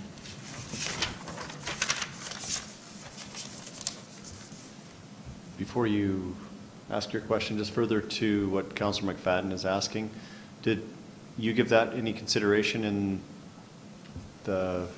your formulating the bylaw? Yes, Mayor Genung, we did, and it comes in the form of additional setbacks when a highway commercial parcel or a parcel that's designated highway commercial is actually located adjacent to a residential parcel or a parcel that has a residence on it. And specifically, those setbacks are 23 meters when it's adjacent to a parcel that has a residence or is a residential district, or a parcel that's designated a residential district. So you put in that piece just in this instance because there is residential backing right up to highway commercial? That is in general. That's in general when any commercial district that is contemplating or is proposing a vehicle wash, that is the requirement that they must meet as a setback any time that parcel out of any district is located adjacent to a parcel with a residence or a residential district. We also, to address some of the impacts that may come about from the car wash, again, is to require a landscape buffer as well as solid screen fencing to help mitigate not only some of the visual but also those noise effects. Yeah. Okay. So those were added as a direct result of any vehicle wash that may be located within proximity to a residence. Yeah. Councillor McFadden, does that address your concerns or not enough? Not enough. There's two pieces I have concern with, both the impact on the residential, and I get that the 23 meters would provide setback on the western lots of the West Side Drive, but what it doesn't is, so the eastern side of West Side Drive, so between the highway, yeah. So dog park, that strip of business lands, that would still be allowed to be a permitted car wash. And I think that's a highly visible piece of our community that even with the really nice hedges and fencing around it, I don't think this would add to it. I'm not saying no, but I'm saying that that's why I would like it to be discretionary so that the Planning Commission would have some say over that to see if you could get... just in that one area? Yep, yeah. Just on the West Side Drive piece. Okay. I understand what you're talking about now. Thank you. Councillor Federico. Thanks, Riley. I just wanted to do a clarifying question. With no regulations put in place before on existing owners, will they have to make accommodations to meet this new bylaw? Through Mayor Janung. Yeah, so what will happen with the existing car washes is something that's called legal non-conforming. The existing car washes were legal at the time of when they were developed in accordance with our land use bylaw. With the introduction of new regulations, the expectation now with any future development on that site for those for the existing car washes, they would now need to meet our current regulations. So they can still continue as is in perpetuity, but if they were to come in and ask for an expansion or anything like that, they would then need to conform with our current regulations. Perfect, thank you. Yeah. Councillor Wilson? Yeah, what was interesting to me on that note that we're just talking about from our Cochrane Planning Commission meetings was that the current car wash owners were contacted and had zero contention with any of the new rules being stated. Is that still correct, Mr. Wald? Through Mayor Janung, I can't comment on saying that they didn't had any contention, but they didn't provide any comments. Okay. Yeah. It may have been contentious, but they didn't say anything. They didn't make any comments. Excellent, okay. Yeah. And I agree with Councillor McFadden's West Side Drive comment. I think that's should also be a discretionary use subject to CPC. Makes sense to me. Thanks. Okay. So how would we make that amendment? Would it just be to that chart, or would it be to in the bylaw itself in one specific area? Yes, Mayor Janung, we would need to make an amendment to the bylaw itself. So we would need to amend it to basically reflect that those uses would now be discretionary rather than permitted. And I just, for a point of clarification, because there's now two different classifications for the car washes or for the vehicle washes. There's a vehicle wash minor and there's a vehicle wash general.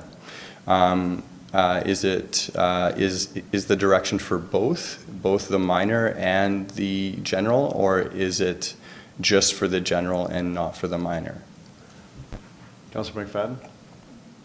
Yeah, so certainly my take on that would that it would be for both the general and the minor. So then I think the recommended action would be that council gives second reading to bylaw 15/2018 amended so that the highway commercial along West Side Drive is discretionary for both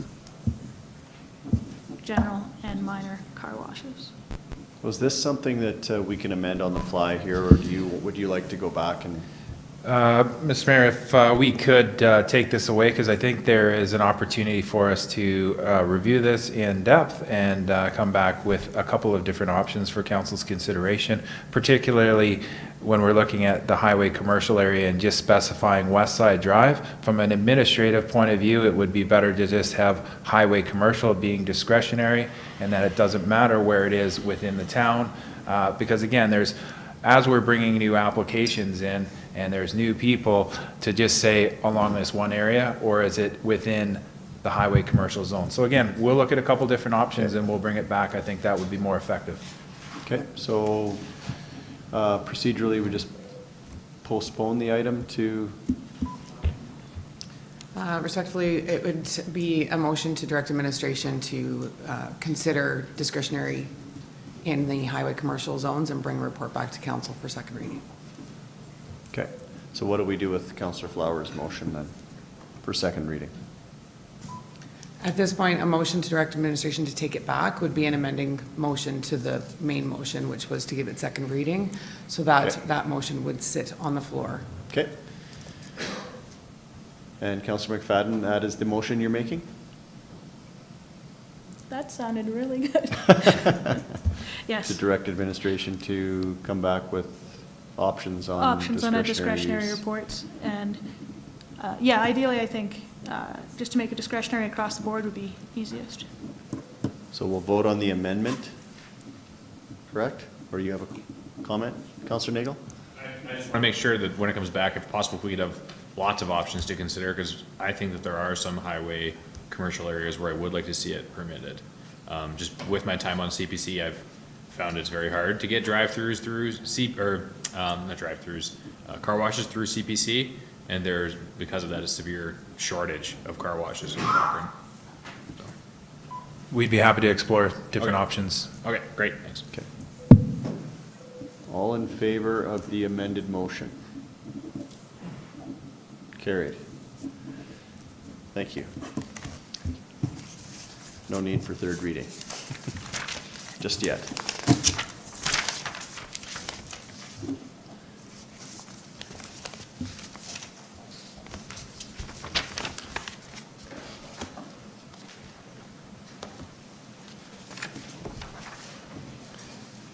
Mr. Nordquist. Rivercrest Land Use Redesignation Phase 2 and 3.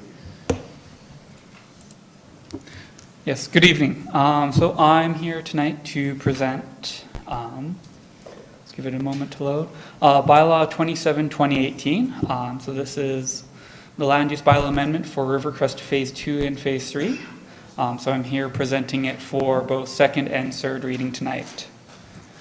The application is to amend the land use bylaw to redesignate lands for Rivercrest Phase 2 and Phase 3.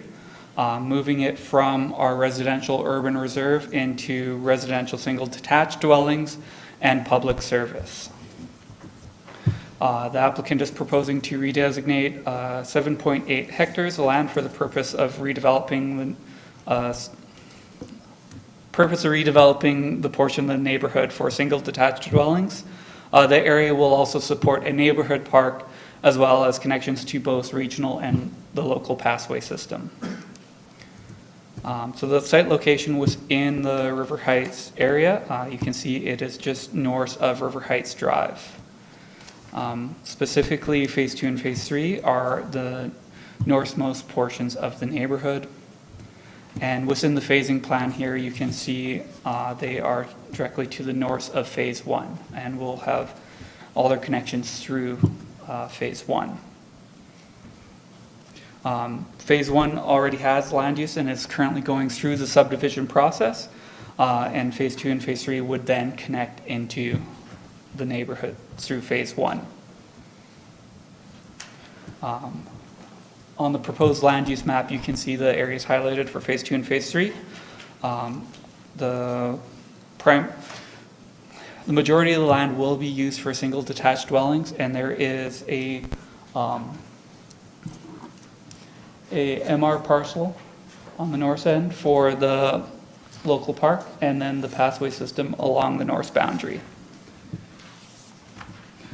So the application has been advertised in the Cochrane Eagle on September 13th and September 20th, and it has been presented to the Cochrane Planning Commission on September 19th, and a public hearing was held on September 24th.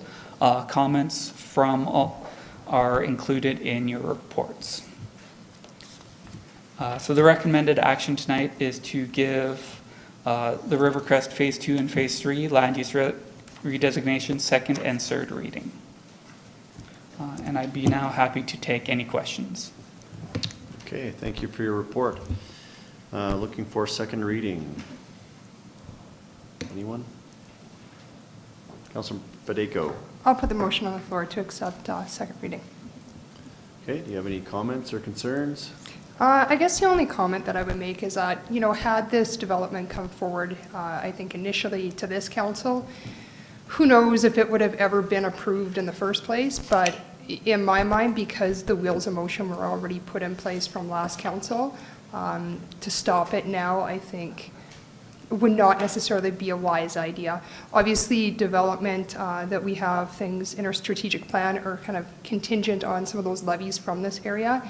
And if we stop it, there could be a chance that maybe that developer just doesn't choose to develop at all. And then who is on the hook for that money? So, like I said, had it come forward to this council, maybe it would be a different outcome. But at this point, I don't see any reason to hold up the project.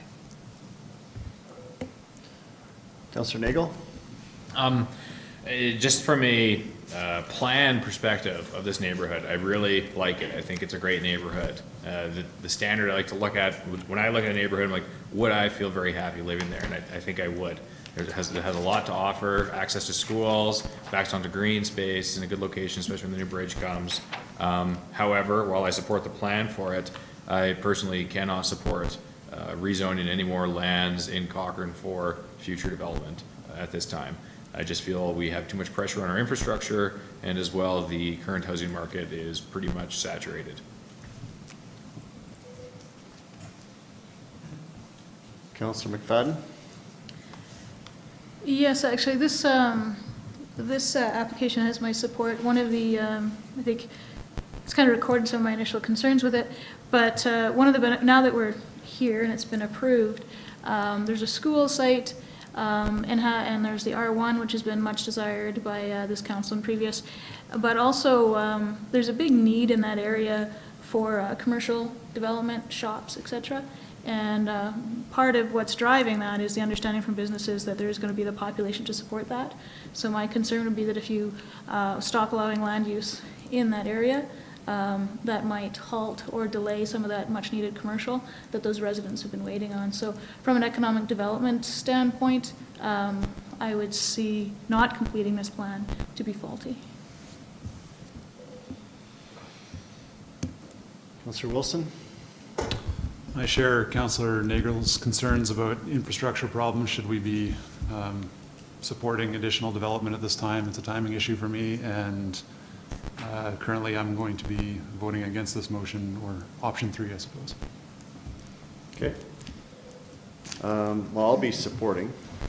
I agree with what Councillor McFadden has said. I think it's really a due diligence piece on our part to complete the community that's already underway. Part of the questioning I had for the developer at the public hearing was how many homes. It's 125 homes total in phase 2 and 3 surrounding the school site. The first home we would see potentially would be in spring of 2020. So I think that we have the opportunity as a community to have a lot of our infrastructure that is of concern to me as well. I share both of your concerns with that, but for me, the timing and having this smaller community underway in the meantime still says that we're a community that is willing to be open for business, for one, and complete the community that's already been started. So for me, that's why I'll be supporting the second and third reading. Councillor Flowers, do you have anything to add, or you don't need to, but your light's on now, so. I just wanted to ask, is this part of the normal process for any community? The plan's already in place and now we're just approving what was planned quite some time ago? Yes, through the chair, this is the normal process. The community has gone through an area structure plan and a neighborhood plan. In their neighborhood plan, there is their implementation plan, which includes the phasing for the development. So as they proceed through phase 1, they are starting to look at phase 2 and 3 and getting that ready for development. And one of the first steps would be council granting land use for those lands. Councillor Nagel? I would just respectfully counter that I just because the neighborhood plan and area structure plan have been approved does not mean we have to approve future phasing of land use. In fact, the reason we have phasing is so that we can approve part of it and then hold off future approvals of the next phase. If approval of the area structure plan neighborhood plan meant that all the phases had to go ahead, there would just be one phase, and it would be called phase 1. True. We are not obligated to approve or pass anything that we don't see fit at any time. That's why we're here for second reading. I would just be concerned that, like the comments I made before, are all around the completing the community, not around obligated to do so under an area structure plan. So, but Councillor Flowers, you can do whatever you want tonight. Anyone else? Any other comments? No? Okay, call the question. All those in favor of second reading? Opposed? Okay, it's carried. Motion for third reading. Councillor McFadden? All those in favor? Opposed? Carried. Okay. Thank you very much. Thank you. We'll take a 2-minute break before we get to, I'll say 3, and we'll see if we can keep it to 3.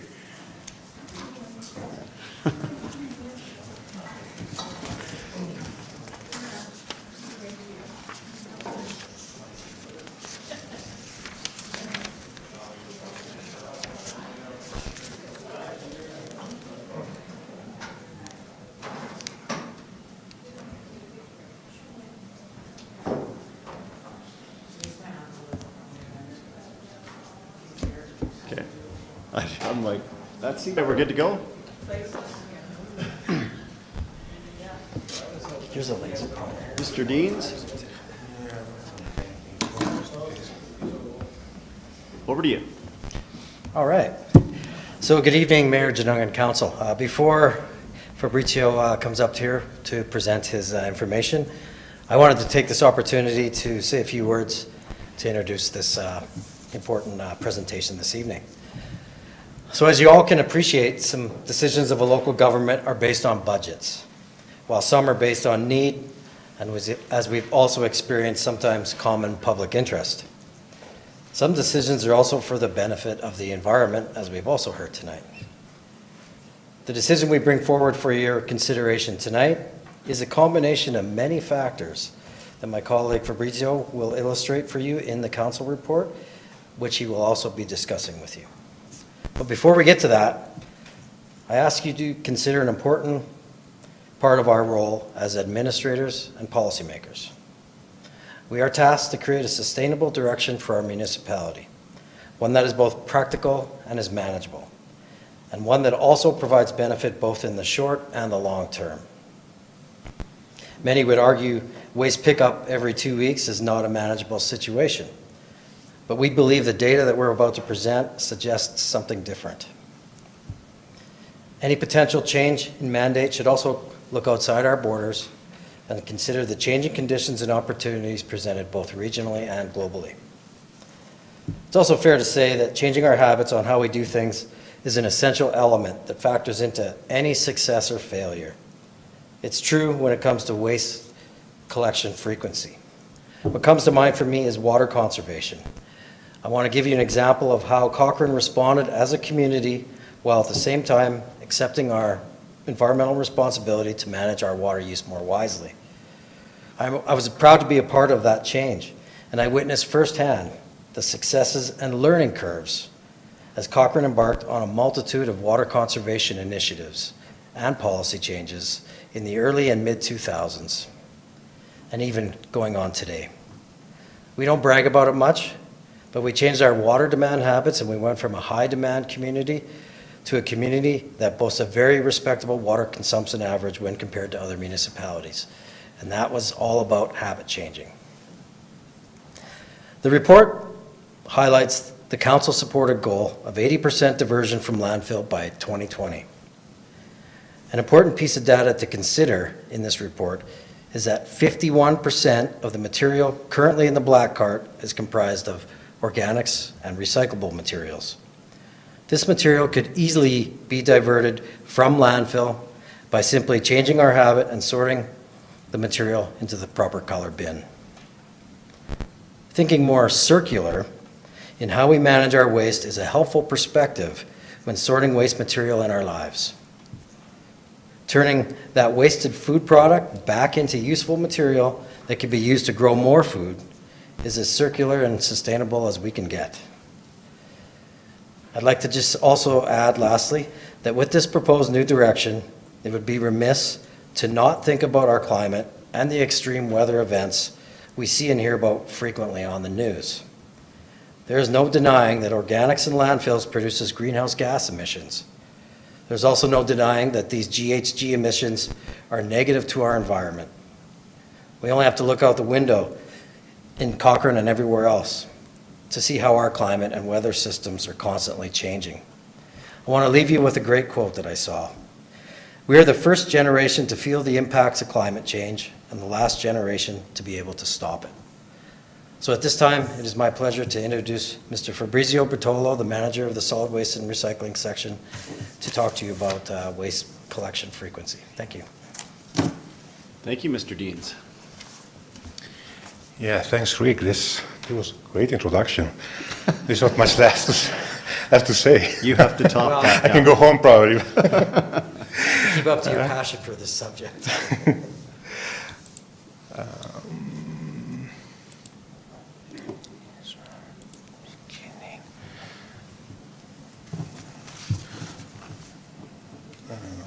Okay, and here we go. Good evening, Mayor and Council. So this evening we want to resume a conversation we started last year. and to discuss about our options in order to reach the goal for the town of Cochrane of diverting 80% of waste from landfill. The goal is a part of our zero waste framework that was approved by Council in 2012. And it has an overall vision of zero waste for the town of Cochrane with the interim goal of 80% of waste diverted from landfill by 2020. To do that, 5 pathways were identified. Diverted organics in all sectors, multifamily in recycling for multifamilies, recycling for all the businesses in town, recycling for the construction and demolition sector, and all the waste recycling organics from events and public spaces. So this is the goal the town set in the zero waste framework. But why is this goal important? So why do we want to divert as much waste as possible? And we have this goal of 80%. There are several reasons. Cost reductions for residents. Processing recycling and processing organics is much cheaper than disposing waste at a landfill. So if you're able to divert this material from the landfill, you're able to save money for our residents. There are environmental benefits. We can turn waste into new resources, new paper, new cardboard, new plastic, and we can turn our organics into new soil, then we can give it back to the earth. We can save space at the landfills. Landfills in Canada in general, in Alberta as well, they're running out of space. Alberta environment is not giving permits for new landfills so easily anymore, so the space currently at the landfill is precious. And the landfills are doing everything is possible to extend the lifetime, like imposing bans on recycling and organics, as the landfills in Calgary are doing. And we can reduce environmental problems.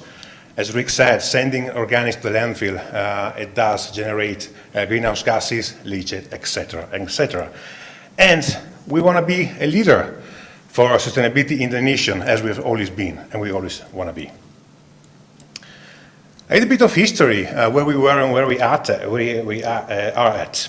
In 2010, we didn't have any curbside recycling program, so the diversion rate was 0.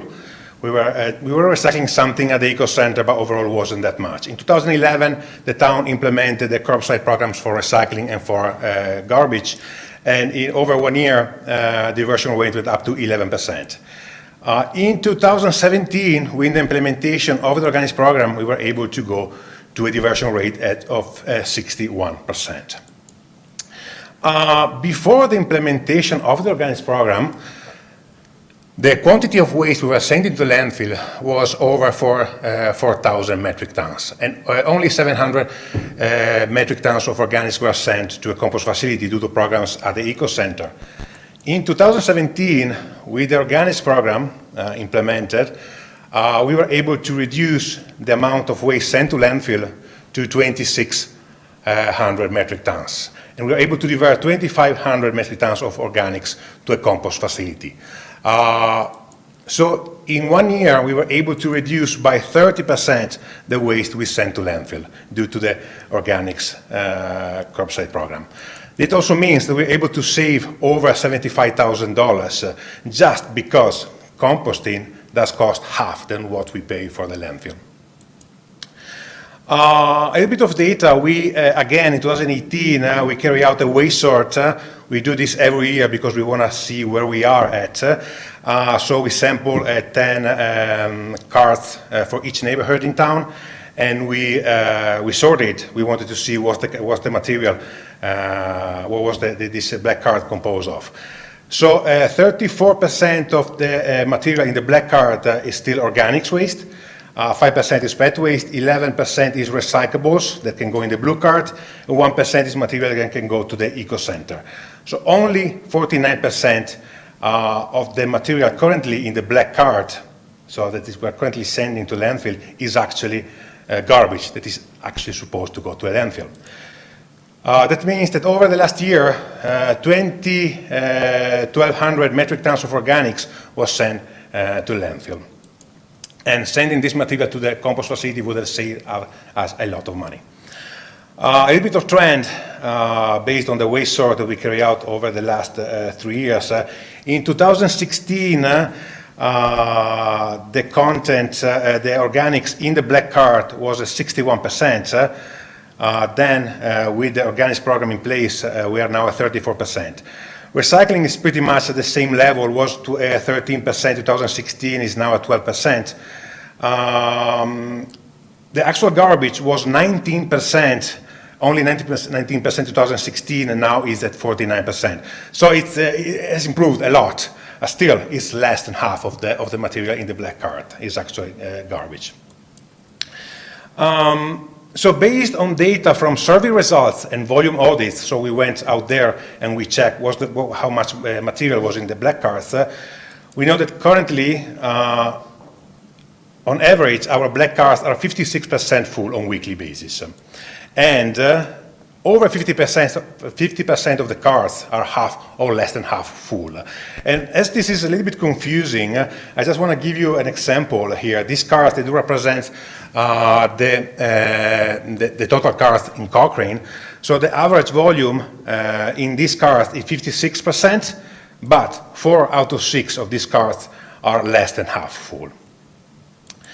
As we said, 51% of the material currently in the black cards is organics or recyclable, and can go either in the blue card and in the green card. So if we consider to divert all this material into the blue card and into the green card, our black card will be only 27% full on weekly basis.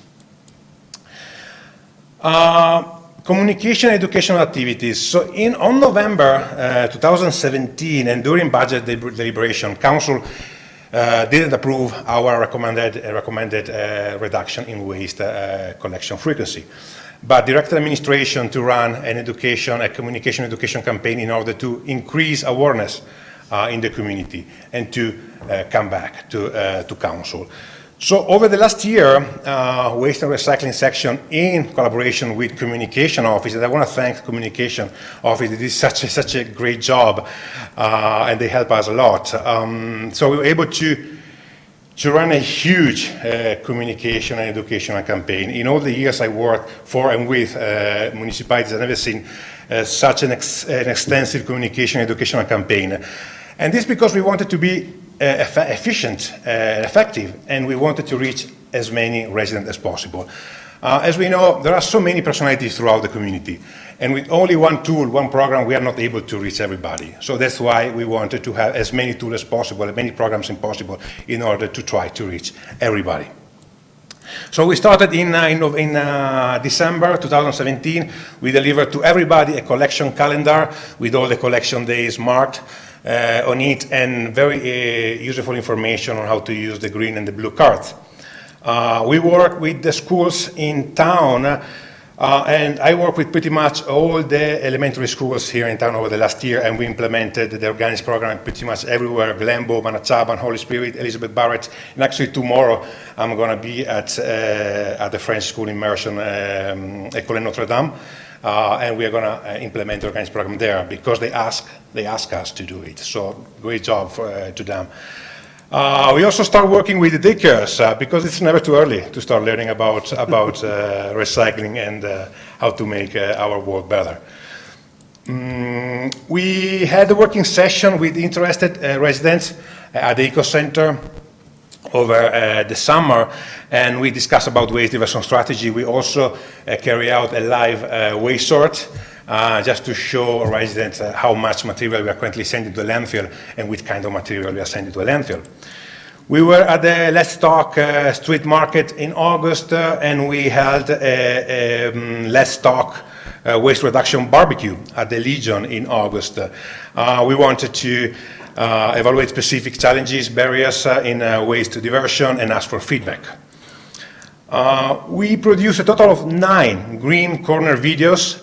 Were played on social medias, YouTube, website, the local movie theater, and they are used to educate on proper use of carts and Eco Center and proper cart placement. 21 short videos, the Zero Waste videos, featuring community members talking about where to put different items, the green, the blue, the Eco Center, and it was great actually. These were very successful, people loved it. and were played again on social media, website, YouTube, and the local movie theater. As with those programs, they are great, and people loved them, but we were not able to reach everybody. Not everybody does Facebook. Not everybody goes to the movie theater. Not everybody sometimes reads the mails. So we thought that the only way to reach everybody was to carry out a card audit. So our town staff carry out a door-to-door educational campaign in order to reach everybody and to give direct feedback on any problem with the card. So in this case, a yellow tag, that is an educational note, was left when the card was not complaining with the bylaw, while a green card was left when everything was great. So we just wanted to say thank you to our residents for doing such a great job. And just want to clarify that all these cards were collected, even when a yellow tag was issued. This was only an educational program. Result, over 9,000 black cards were audited. This represents 99% of the cards were audited. It is huge. Approximately 1,700 yellow tags were left and 200 green tags were left. Approximately 140 cards were identified as no effort in diverting, and we identified in our records these cards when we didn't see any effort at all in diverting using the green, especially the green card. And this is an example of what we mean for no effort in diverting. Lots of fruit that could just easily put in the green card. Approximately 200 cards that received at the first time a yellow tag were revisited after a few weeks to evaluate improvements. And it was good, actually. 30% showed some improvements and 20% were completely compliant with the bylaw. On the negative side, 94 cards that received a yellow tag and that we noted, we signed them as no effort in diverting, after a few weeks were revisited, and only 80% of these cards showed some improvements, and 82% showed no improvement at all. So in this case, it's clear that there is a need of a different incentive to start recycling properly. So education in this case didn't work too much. I just want to share with you some of the situation we encountered during the card audit. About cards that were not complying with the bylaw. In these cases, we were able to address the issue with the resident and make them aware that having overflowing cards with food waste in the black cards would lead to messy neighborhood and attract animals. And what we found out that the reason why most of the cards are overflowing or full is because they contain material that does not belong into the blue. It does belong into the blue and green card. This example, lots of fruit and vegetables. We saw this one already. This one, such a waste. Lots of bread that could have been easily diverted into the green card. And last one, this one. So in this one, there are a couple of problems. There are plastic bottles. They can go to the bottle depot. You can also get some money back. Or in the black card, in the blue card. Another problem, these bottles are full of water and some Coke here. So in this case, the community is paying for disposal of drinkable water. So such a waste.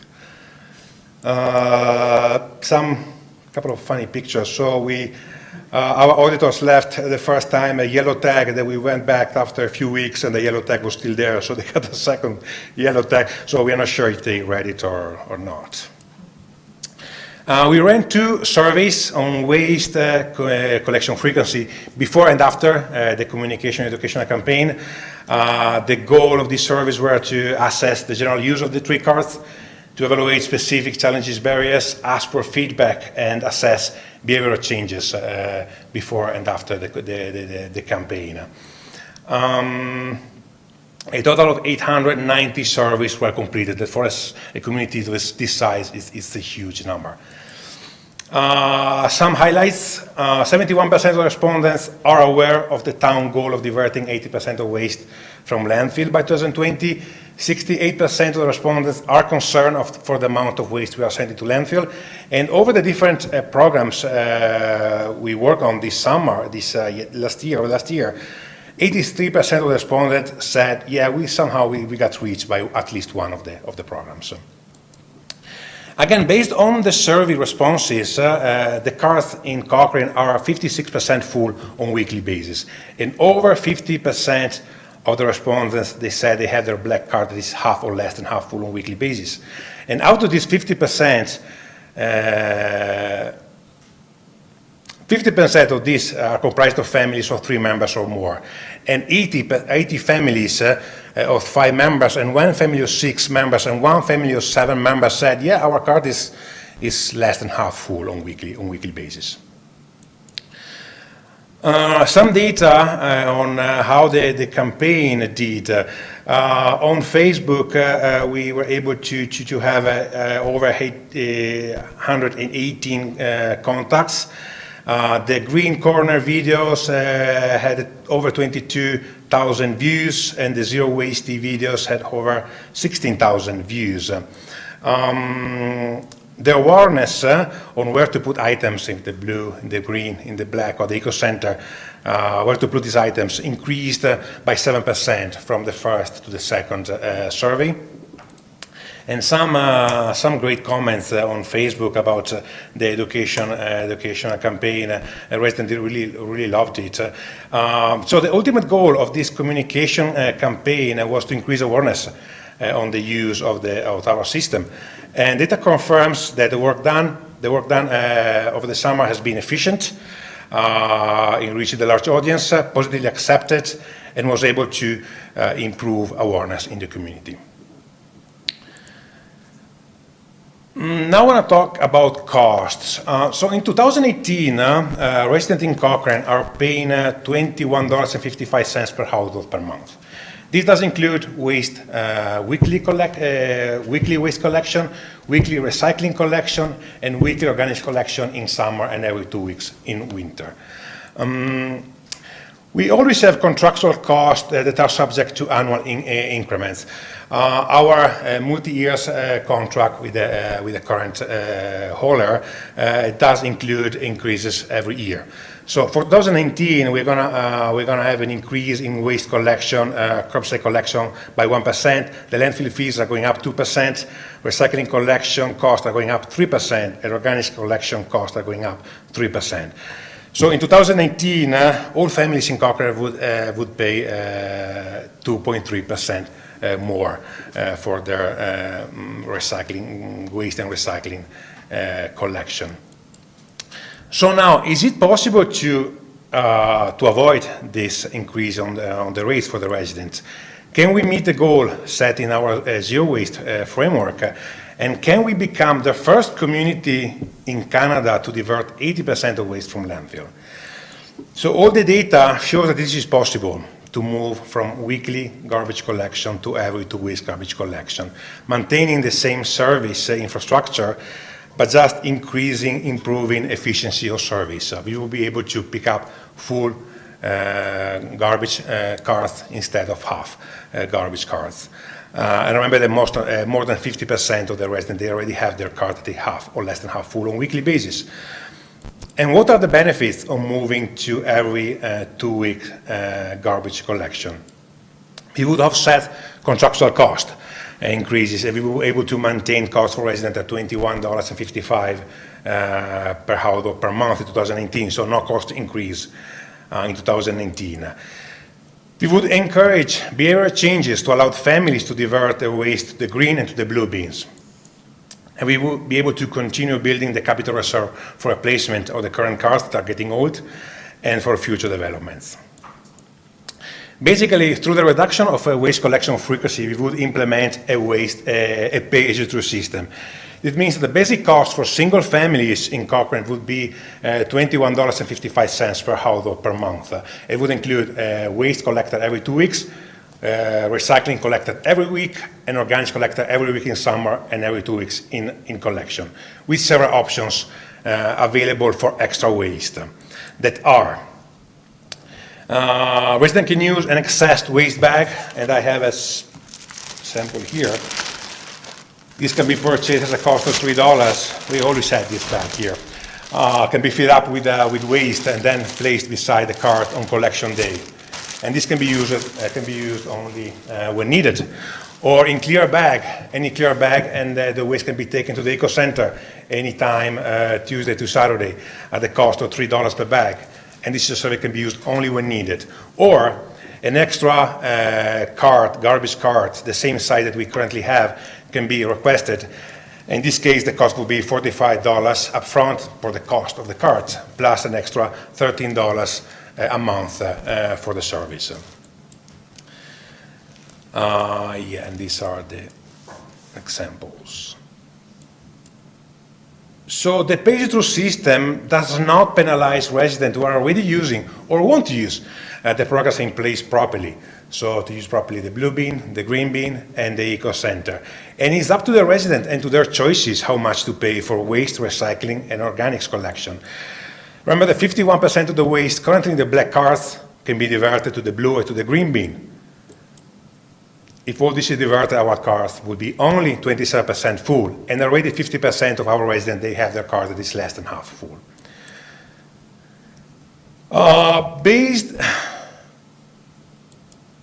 Based on feedback that we received from our residents and from our municipality's experience, we know there are basically two categories that will have hard time in keeping up with this reduced frequency in waste collection. And for these two categories, administration is recommending to adopt a carrier compassion option to recognize the problem they would have temporarily to meet the new requirements. First categories are families with 2 or more children in diapers under the age of 4. In this case, diapers, unfortunately, is not recyclable, they're not compostable, we cannot do much with them, so it's just garbage. If you have 2 kids in diapers, it may be difficult to be able to keep up with the cart only 2 weeks. So in these cases, families can just apply, fill it up a form, and they would get excess waste bags or an extra cart for 6 months. It's up to them, whatever is more convenient. They like the bags, they like the cart, it's up to them. After 6 months, the need is still there, they can apply and they would get, again, the exemption. Second category, families where there is a medical or health related situation that does, thank you. Have a roll. There are some situations where, for a medical situation, there is a huge generation in waste. In these cases, again, with a simple application, fill out the form, they can get excess waste bags or a waste cart, whatever they like better, whatever is more convenient for them for 6 months, and then they can reapply again. Based on feedback and requests that we currently receive, at our office from residents, we are aware that there is the disposal of large, not recyclable, not reusable items is a problem in Cochrane. The only option currently is to take these items to the landfill in Calgary, pay a $20 minimum fee there, and get rid of it. But there are no options in Cochrane. So what if you don't have a pickup truck? Even worse. So with the saving from moving to every 2 weeks garbage collection, we will be able to find the resources for a pilot program for large items pickup in Cochrane for the residents. Another benefit of moving to every second week garbage collection, we will become the first community in Canada to divert 80% of waste from landfill, and we will become a role model in the nation. Some concern that we know we want to encounter going in this direction, concern about odor. So people think that having the black card sitting there for 2 weeks is going to stink. Actually, the stinky stuff is the organics material. If it's properly diverted into the green card is collected every week in summer, so the problem does not exist. There are so many communities in Alberta and in Canada that do have every 2 weeks garbage collection, and the other is not an issue. Concern about costs. All family can avoid to pay more. It's up to their choices. And even large families. And talking about large families, I want to show you something. Maybe some of you already watched this, but I like it. Ooh. There was the volume earlier. Oh, let's see now.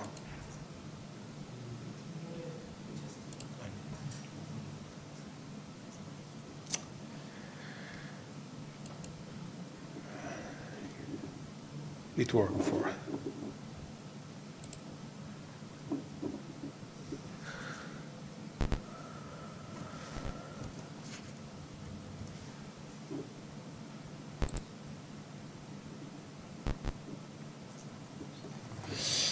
No. Yeah, it's not. This is.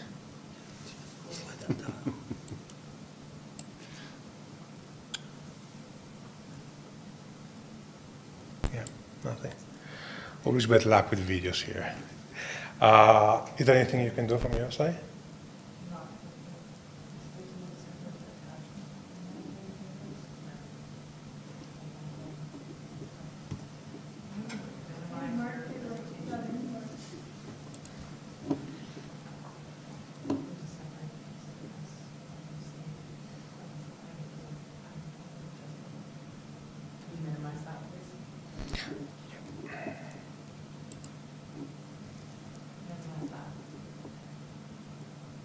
Try again.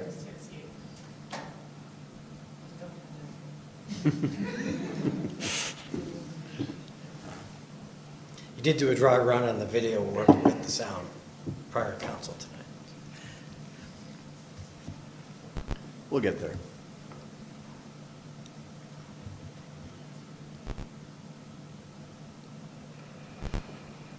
Sorry, I don't know why it's not working. We tested it earlier and it worked. So. Yeah, it worked with me too. Anyway, sorry about that.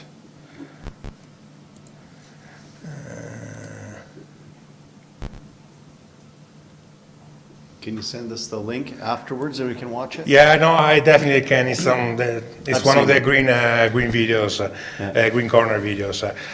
So anyway, this is a Cochrane family, a family of 6, with 4 kids, 2 in diapers, and actually they do generate not even half garbage bin per week. So yeah, that was a great example that everybody can really do it. But definitely I can send you the link.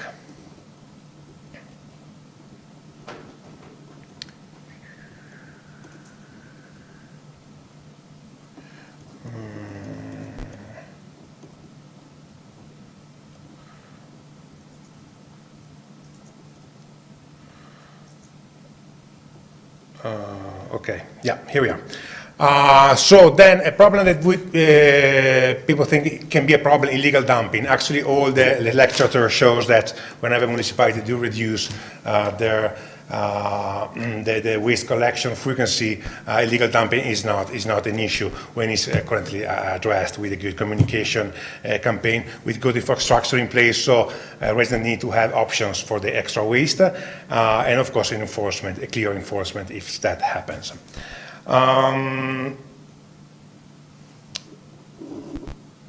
Yes, so in the case this option would go ahead, we are recommending to start anyway in May 2019, not right away, because we will need some time to run a very efficient communication campaign in order to make everybody aware of what is happening and why the town is doing it, and what are the benefits of it. So we need to make sure everybody knows that diversion means savings.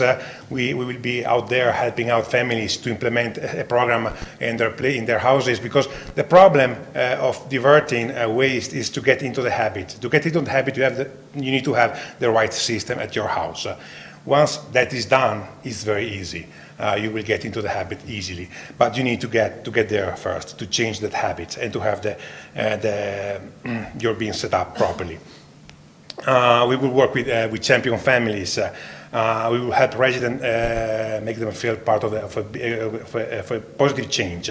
And of course, we will need to run a strong communication campaign against illegal dumping. So if we don't move to every 2 weeks garbage collection, so we will stay with the weekly collection, what would happen? The goal of 80% waste diverted from landfill won't be achieved, so not even the goal set in the zero waste framework. All residents will pay more for the same service even when it's not needed, and 50% of the residents, more than 50% of the residents already have their cars that are less than half full. We will have more trucks on the roads. Going every 2 weeks garbage collection, we would cut by half the number of trucks that do collect waste currently. We would have environmental impacts. Organic sent to landfill would generate greenhouse gases, leachate, etc., etc. With the risk of being rejected at landfills. All landfills in Canada, in Alberta, are moving toward banning recyclables and organics. Because, as we said, they're running out of space. And we will have fewer options for waste disposal in the future. And potentially we would pay more for future waste collection contracts. And we won't be able to implement a potential large item pickup program. So the recommended options for Council today is option 1, Council gives first reading to Waste Management Bylaw 31/2018 to include every 2 weeks waste collection. Or option 2, Council provides administration with further direction. In this case, the current Waste Management Bylaw wouldn't be amended, so the waste would stay weekly, and all residents would need to pay more in 2018 as a result of increased cost, contractual cost. And with this, my presentation is over. Well, thank you for that. Very in-depth. Everything we asked for and more, right? Councillor Nagel. I'd like to move option 2, that we provide administration with further direction. I'd like to continue on with the education campaign, but not force it on people with the biweekly collection, because I just still think a lot of people are not ready to do one small bin every 2 weeks. I couldn't disagree more. I think that we're at the state that we actually need to take a lead on this as a council and provide leadership to our citizens that actually, enforce is the wrong word. I think that we just need to help educate people, and that people, Fabrizio said it well in his presentation. I think that I feel it's our responsibility as a leadership group to make decisions that better our community. And this, in my view, is not only bettering our community, but for all the reasons that in the last slide are benefits to our planet. So I think that as a society, outside of Cochrane even, everybody should be doing something like this. So that's my feelings on the matter. Councillor Wilson? I'm fence sitting right now. I think it's a great thing. The idea is a great idea, and I'm all for it personally. It's just mandating it. I was hoping we can get an update for Fabrizio. We talked last year about 2019 being new rules coming in from Calgary about our landfill and our amount of waste that we can ship. Is there changes there, or where do we sit with that? Please. Through the chair, to Councillor Wilson, no. The strategy, the City of Calgary strategy is pretty clear. They are banning all recyclables and organics from the landfills. So by fall 2000 October, they won't allow any load of garbage containing organics in their landfills. So we won't be allowed to use their landfills. Do we know how that looks? How do they enforce that? They have auditors. They are the landfill, so they randomly check loads of garbage coming into their landfill, And that's how they do it. They take a sample and they sort it. And they see if there is any organics or recyclables. And if we're in it. found if we're found with organics in our landfill, what happens then? Theoretically, they could just turn us away. Then practically, probably they're going to charge us 3 times that, the regular disposal fee. But this is not clear yet. Technically, they can just turn us away. Okay. Thank you. Eager to hear what the others have to say. Councilor Perdeco? I do have to commend you. You have done an incredible job on education and communication. It's something that I was concerned about before, and I would certainly say that you definitely did the job to get it done. I do have some questions that I wanted to bring up. You said 9,000 carts were kind of roughly checked. So when you say that 50% are in compliance of reducing waste down to less than half, does that mean that 4,500 carts in Cochrane were less than half full? Yes. So over 50% were less than half full. The carts in Cochrane. Yeah, that's correct. Okay. Some questions that I've heard, comments, people have said, could there not be a cost differential between people who have large families compared to maybe a couple, right? So there's that aspect that I would like to hear your thoughts on. The other one is, could we not have a larger black bin?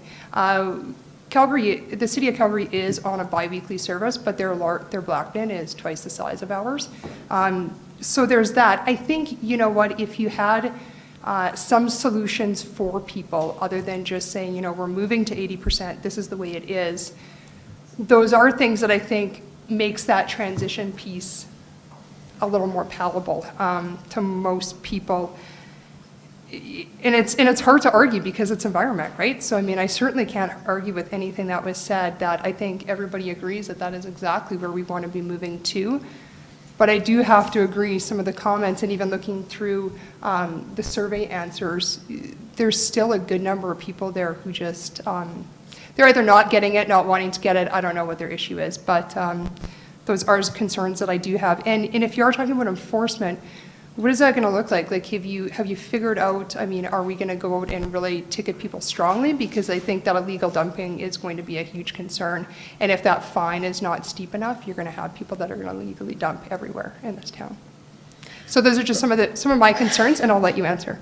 Yeah, through the chair, Councillor Federico, lots of questions. So I start from the last one. Enforcement. So, as I said, literature shows that illegal dumping doesn't increase when you reduce the waste collection frequency all over Canada. This is statistically proven. Of course, you need to work properly. So you need to work with the communication, make people aware why you're doing it, why it's important to do it, make them feel part of the big program or a big plan. And then you need to give them options. Okay, I have more garbage than what it does fill in our black card. What can I do? And we have at least 3 options. Excess waste bag, you can just place beside your cart. Clear bag at the eco center anytime, or you can just require an extra bin. So all the options, when the options are there, the illegal dumping is pretty much not there. Then, of course, if it does happen, if we do get complaints, then somehow we have to do something. Large black bin.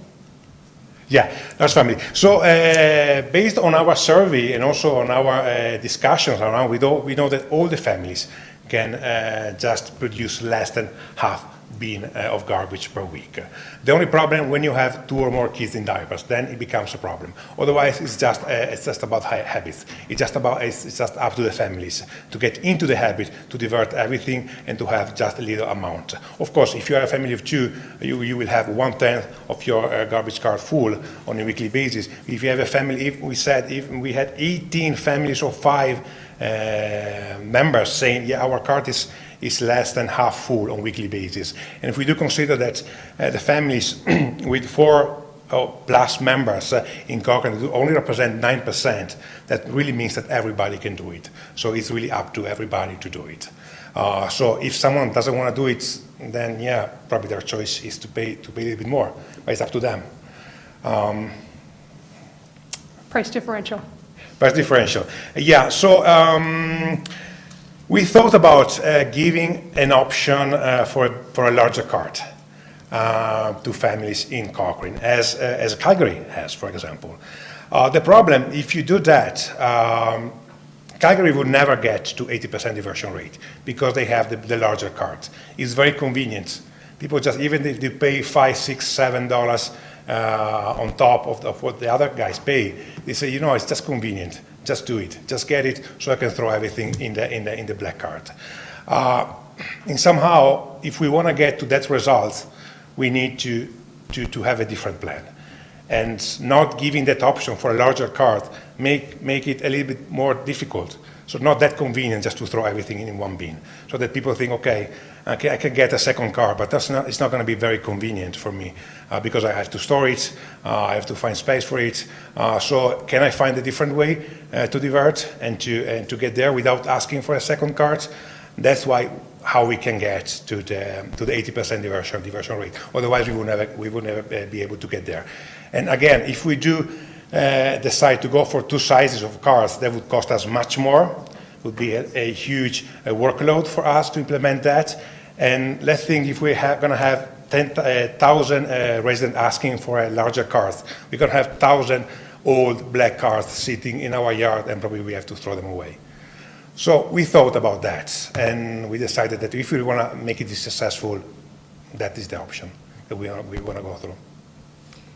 Could there possibly be an option for larger families if this gets passed tonight, that perhaps maybe there could be a reduction on their service or something in the in-between time, that say if they wanted to have two carts, for instance, right? So maybe for 6 months or another year, because I mean, just like kind of Councillor Wilson said, maybe it's just the timing, maybe it's just not enough education period. Could we do a grace period or something like that for families that were wishing to have that option, I guess? Just before you answer, I just want to clarify this is first reading tonight. Okay. We're not passing anything. Or just that question, like, could that be something that we look at to kind of maybe look like we're offering something to residents, so it's just not all or nothing? So first of all, we wouldn't start tomorrow. We will start in May 2019. So we would have like a 6-month period to make everybody aware where we are going and to provide our help if they want us to help them. So we would have 6 months for more communication, education to get there. Providing them a buffer period, I don't know how we could manage that. So they would just, I don't know how we'll picture that. So they just ask, they say, yeah, I have a family of 6, I want to have an extra car. That would be difficult to manage, actually. Okay. And my last question is, I know that a lot of residents have said, if you're cutting my service, what am I getting in return, right? They want to either find that their rate's going to be reduced. That was another big one that I've heard. So, and I know that the collection was $21.55, right? Now that service went up $1, if I'm not mistaken, in the last year's budget, and that amount isn't going to change if we go bi-weekly. Would it not make sense that that amount would be reduced by the $1 back to the 2017, I guess? Would be my question. So we wouldn't be willing to reduce, able to reduce the cost for residents. We would be able to maintain the same cost that we do charge, the rate that we do charge in 2017, in 2018, and not to increase in 2019. But the savings from reducing the collection service frequency would allow us to offset the increased cost that we would have just for contractual increases, and to implement the large item pickup, and for the first year to set up a system, because we would have some cost in the first year to set up the system. Then, if the program is going to work, and we would be able to divert more organics from the landfill, so then we would be able to maintain that cost for a number of years, if it really want to work. But to reduce that cost, that would be technically impossible. Okay, thanks for answering all my questions. And you did say that if we were to maintain the rates as now, or the service as now, rates are going up anyways, 2.3%. So by doing biweekly pickup, you would be able to maintain them as is. That's correct. Okay. So rates are going up unless we do this, is what the short answer is. Yes, that's correct. If we do this, if we move to every second week garbage collection, rates won't go up. Right. If we stay weekly collection, rates will go up. Okay. Councillor McFadden. Thank you. Sorry, so the increase is 2.3%. Do we know, has anybody done the math? How many extra bucks is that a month? Does anybody know? It's roughly 60 cents per month per household. All right. So the way I'm looking at this, I mean, we've set this target that we want to move to diversions. And there's many great environmental and societal reasons to do that. There's also the practical economic reasons that if we don't do it, we're not going to be able to use the City of Calgary's landfill sites. And we'll have to find a different solution, which will undoubtedly be further afield and more money. So we have to move along and progress with this file in order to save our taxpayers money, which is what we're trying to do here, being both responsible to the environment and responsible to our taxpayers. So what I'm hearing tonight is the same conversation we had last year, is that if only we educated people longer, if only we let them come along longer, they'll get on board. But I think we're on the carrot and stick side of behavior change. We've done the carrot, we've engaged, we've encouraged, we've done as much as you could to encourage a teenager to clean up the room, and there's a group of residents that just aren't going to do it until you get out the stick and you start enforcing it. So I think we've given a year to do this education piece, but now it's time to move on to the next step and enforce it. I do understand that there are some families that have difficulties with that. I thought the compassion approach was the right one, in that families that need an extra bag, need an extra waste, extra bags could be provided to that. My only thought on that was maybe we could, instead of a 6-month renew, you do it for a year. But, overall, it's time that we, and our residents as a whole, 50+% of our residents are already there. So to punish 50+% of the residents that are already there, so that we can have a smaller percentage continue to be slack houses on the environmental front and recycling front, it's not really fair to those of us who are willing to step up and want to save some money. Councillor Flowers. Thank you for all your hard work. Just don't touch it. There you go. Thank you for all your hard work this last year. It's been awesome watching you do all the public engagement that you've done. It is disappointing that after checking with 9,000 people, only 255 got it, doing a great job. Or 227, I guess. It seems kind of low. So I don't know, is it just resistance, or is there people with teenagers and a busy lifestyle that just have too much garbage? It's easy for me now as a single person. I have no problem, but for some of the families, I read all the comments that were listed, and I was concerned about the stress that it's going to put on people. And if they're not there yet, for whatever reason, it is going to be stressful. So I agreed with Councillor McFadden that it should be only once a year that people had to apply if they have extra garbage. But one question I had is, with the bags, does the truck driver have to get out each time to load the bag? Yes, it's part of the contract. If there is any excess waste bag, they have to get out and then pick up. What they do, they put the bag in the cart and then they empty the cart again. That's what they do, yeah. It just seems like it would be easier to have 2 carts and have to get out of the truck each time. And I also wondered about lower prices, but I guess that's not really an option by the sounds of it. I think people would feel better if they saw that they were getting a discount. I think everything else has been covered. I too am struggling with it. I think it's great for the environment, but just not sure if people are ready and what the outcome's going to be. Councillor Wilson. I think this may be a case where incentives are better than a mandate.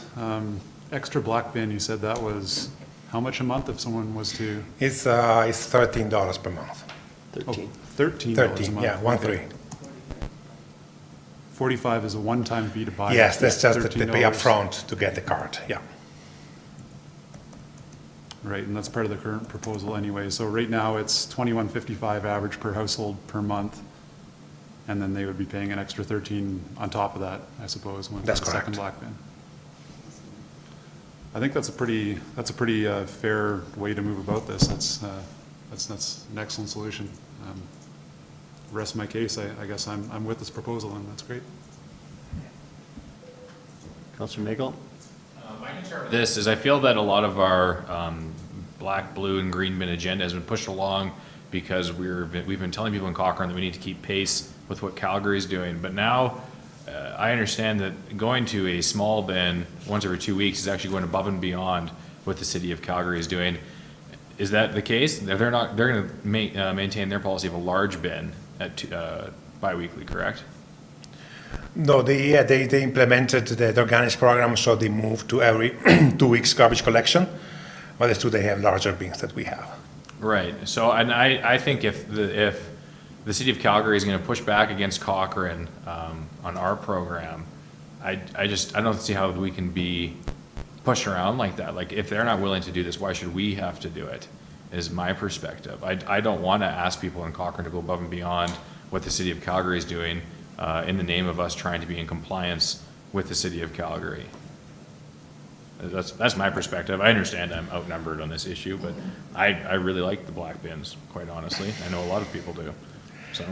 Let's see if I can answer this one. So there are a few reasons. First of all, I mean, the town of Cochrane set a goal of diverting 80% of waste by 2020. And there are several benefits in doing that. Calgary does have its own landfill, so they don't care much if they don't, probably they don't get that goal if they don't divert all the garbage, all the organics and the recycling from their bins. Why we have to measure that. So if you're not able to go to Calgary, we're going to lower our options for disposal of our waste in the future. So, and probably we want to keep, on an economical point of view, we want to keep all our options open. In this case, we won't have this option open. So we don't know where we're going to go with our waste, and we don't know how much it's going to cost us. There are a couple of reasons why we want to go there, and it's not really a competition with Calgary. Okay, you're done. All right. Well, just to reiterate, no vote. Oh, sorry, you have a question too, but this is coming. We're not going to be able to avoid this diversion ban from the city of Calgary. The city of Calgary has the landfills, and we don't have any other option other than to go truck it further, correct? That's correct. So, in my view, we either face this now or we face it later. We've been easing it in already. We gave a year grace from last year's budget, and I would challenge Councillor Nagel that we do want to go above and beyond. I think that's the community that I want to live in, is one that goes above and beyond. That we are better. We do want to do right by the environment, and as Councillor McFadden said, and be responsible with our finances where we can. To me, this is actually easy, and we're only trying to change the habits for a few. Most of Cochrane is already following what we would like them to do. So it's a few people. It's not, they're going to be loud, they're not going to like it, and we're going to hear about it. But that is the position that we're in, to make the hard decisions. This is, in my view, yeah, we'll take a few eggs for this from a few people that don't want to learn the habits, that are going to take a little longer to fall into place, to do the right thing. That's the end, in my view. So it's, we have a great option for those that can't, and we have an exemption. Actually, I thought that was the best thing that you've done in the last year, other than the education, was come up with that yeah but. because there's going to be those families, and you've got that in place. So for me, this is a slam dunk, easy to approve. You turn your light off in my rant?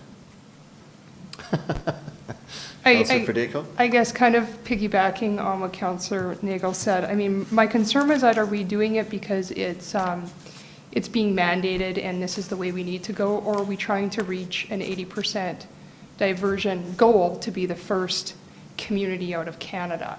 And so I kind of weigh out, like, is it that we're trying to become this, or is it because, you know, it's the basic of what we need to do? And I guess I kind of struggle with that a little bit as to the concept maybe around it, if that makes sense.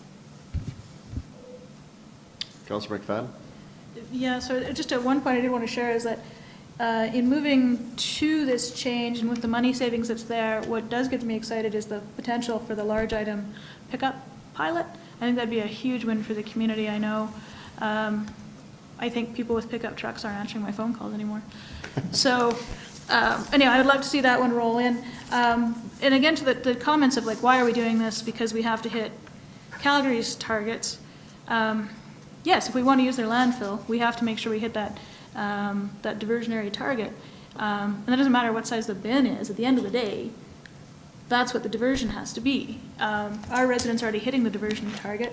And, you know, to be the reason we shouldn't be doing this is just to be the first to do something. That shouldn't be the reason we do it. It should be because it's the right thing for our residents. And I think it is. I mean, it'd be great to be able to put that pin on it as well. But we're going to be able to save our residents money. We're going to be able to meet the requirements that the City of Calgary is putting on for diversions regardless of the size. Most of our residents are already there, and it's a smaller population that we finally just kind of need to use the stick for to get there. And finally, I think we've allowed that space to allow those families that have a difficulty to get the extra bag or to make the extra purchase to do what they need to do. So I think this is a win across the board. I get that it's a change in some people's very stubborn behavior patterns, but at the end of the day, it's the right time to do this for Cochrane. Okay, we've talked about it. Option 2 is what you proposed. So to be clear, Councillor Nagel is proposing that we send administration back to get further, or to give further direction to administration. All in favor of that motion? Opposed? Okay, that's defeated. Is there another motion? Councillor McFadden? First reading. Okay, we've pretty much discussed it. All those in favor? Opposed? Okay, it's carried. Thank you. Thank you for your presentation. We'll see you at second and third reading.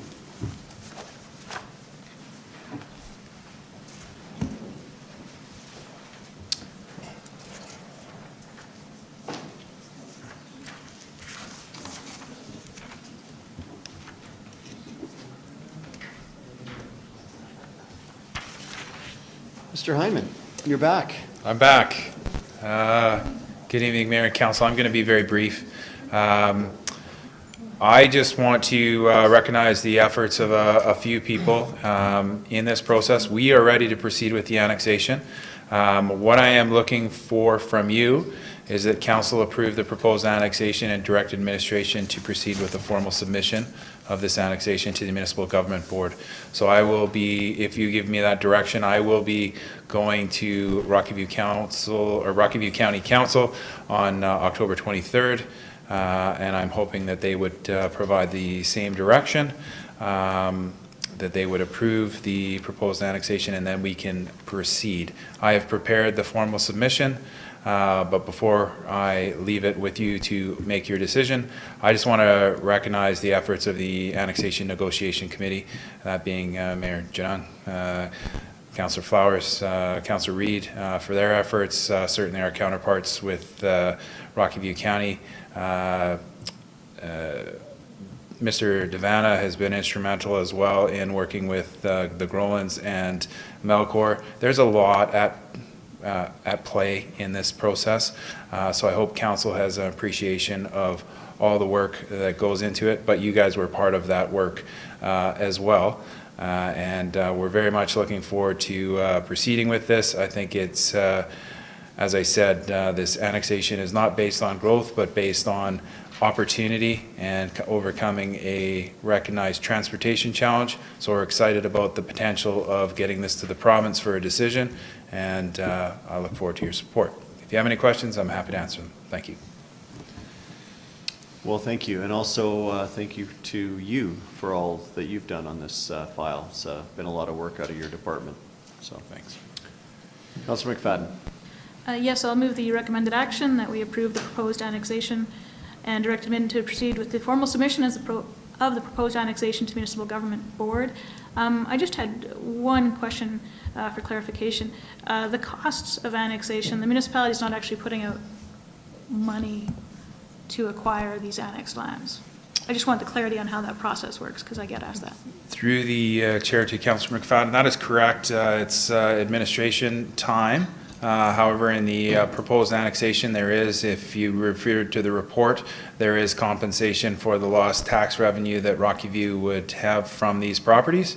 So that's a total of $80,000 that would be part of the agreement that we would have to transfer to the county as part of this agreement. However, we will be obviously getting tax revenue from these properties, or at least one of them, moving forward. Thank you very much. Councillor Wilson.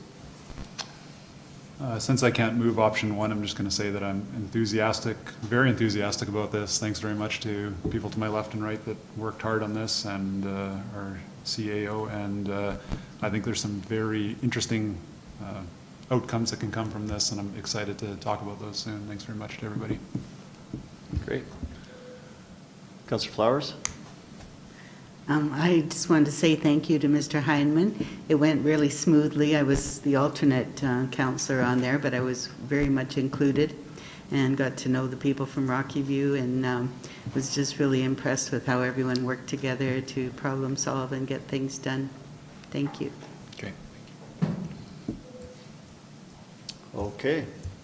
All those in favor of the motion from Councillor McFadden? Carried. Thank you.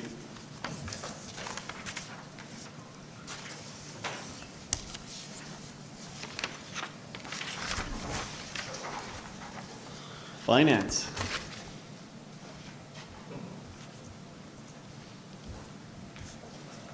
Mr. Devanna.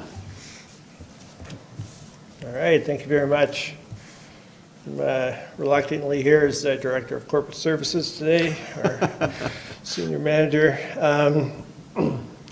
So what we're doing here is I want to provide you with an update of where we are.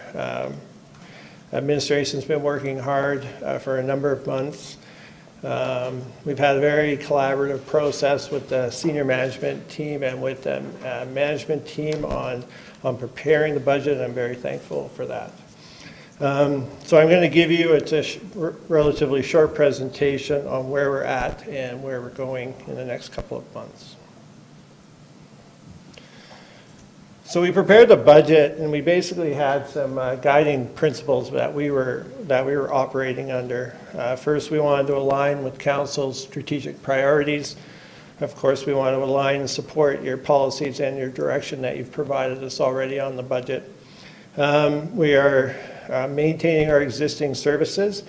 We're trying to manage growth, and we want to create a proactive infrastructure renewal program, which you started last year in your first year of this council. Right now, we're at number 6 in the process, so we're going to be presenting the draft budget to you at the next council meeting, which I believe is on October the 22nd. And then we will work through a feedback, about a month of community feedback on the budget. We will then have budget deliberations in November, and 15th, 16th, and I think it's 19th. And then council adoption of the budget, hopefully on December the 10th. Right now, based on what staff administration has done, We are at a net tax increase for 2019 of 3.11%, 3.66 in 2020, and 2.95 in 2021. And I'm going to talk to you about what are the drivers of those numbers in the next couple of slides.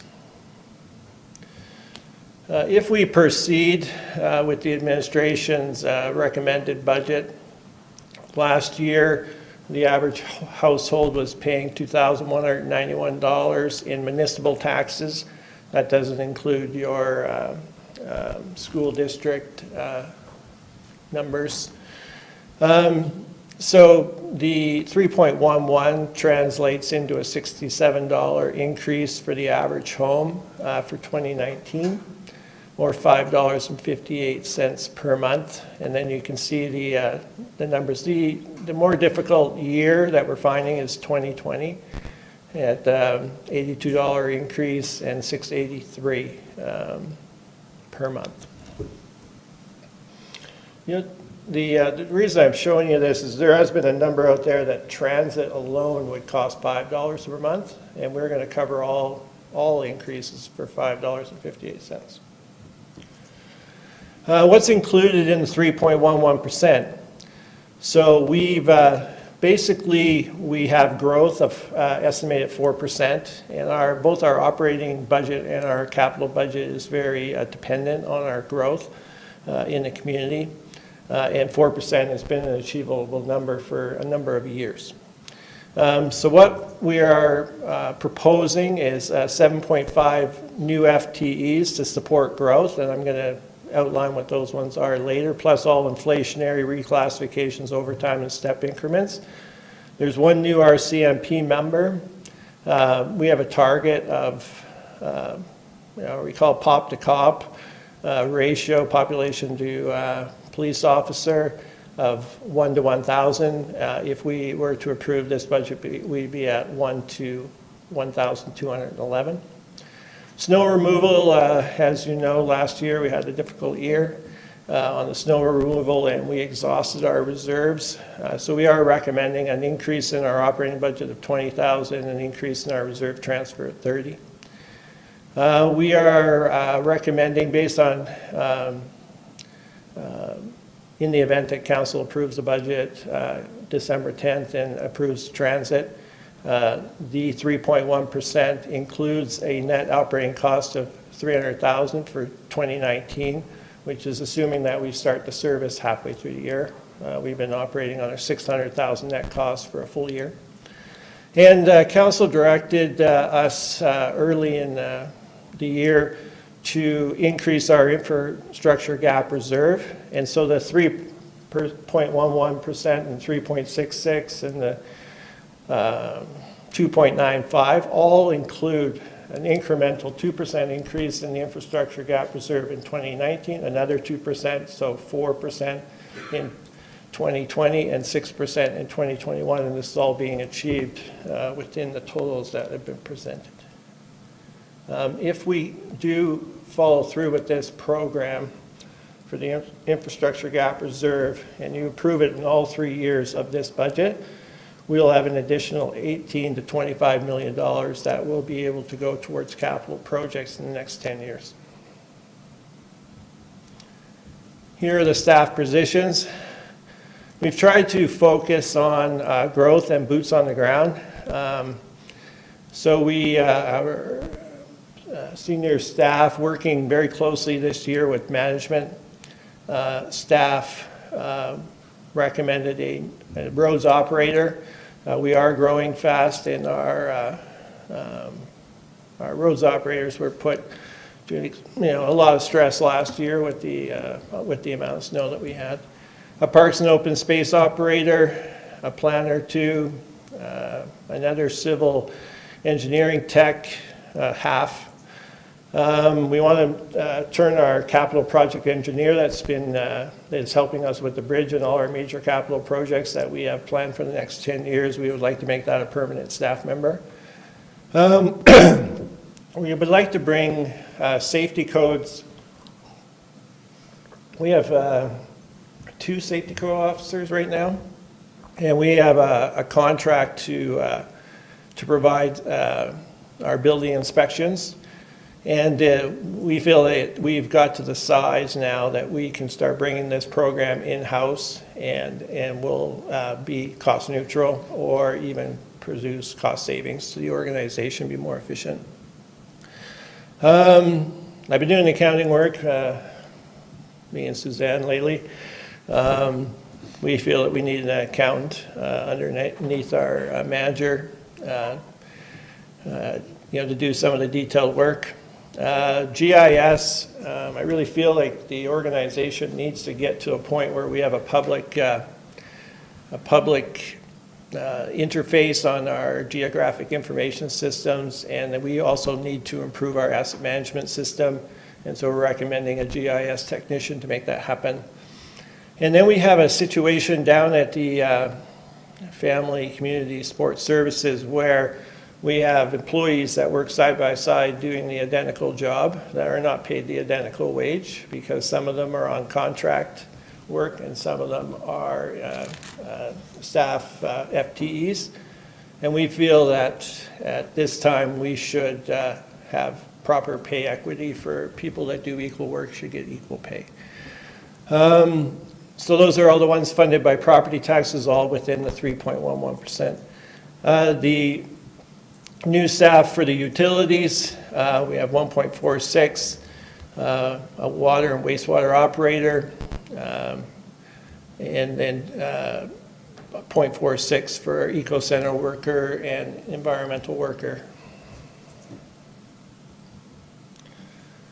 Transit, I thought I would outline to you how we are funding transit in the event that you approve it. In the first year, we start halfway through the year, we are guesstimating that there'll be a net operating cost of $300,000. All of that $300,000 is captured in the 3.11% for taxes in 2019. But if transit was not to go forward, the percentage tax impact of the $300,000 is 1.17%. In 2020, we have an operating reserve that we have saved up for transit in past years. To be able to move from $300,000 to a full year of operation, we would like to draw on that operating reserve to blend in the $600,000 over a 3-year period. And we also are recommending using the MSI operating grant in year 2.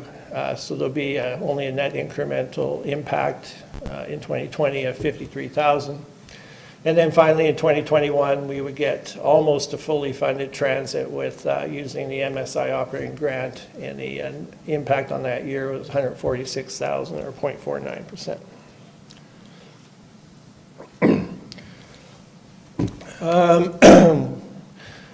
Last year, council started working on an infrastructure gap. We were at around 7% of our property taxes were being transferred to reserves to deal with our infrastructure gap.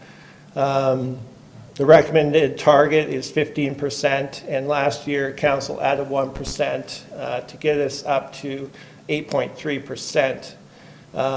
The direction provided earlier in the year by council to add 2% in each of the next 3 years if it could be incorporated within a budget of around 3% per year.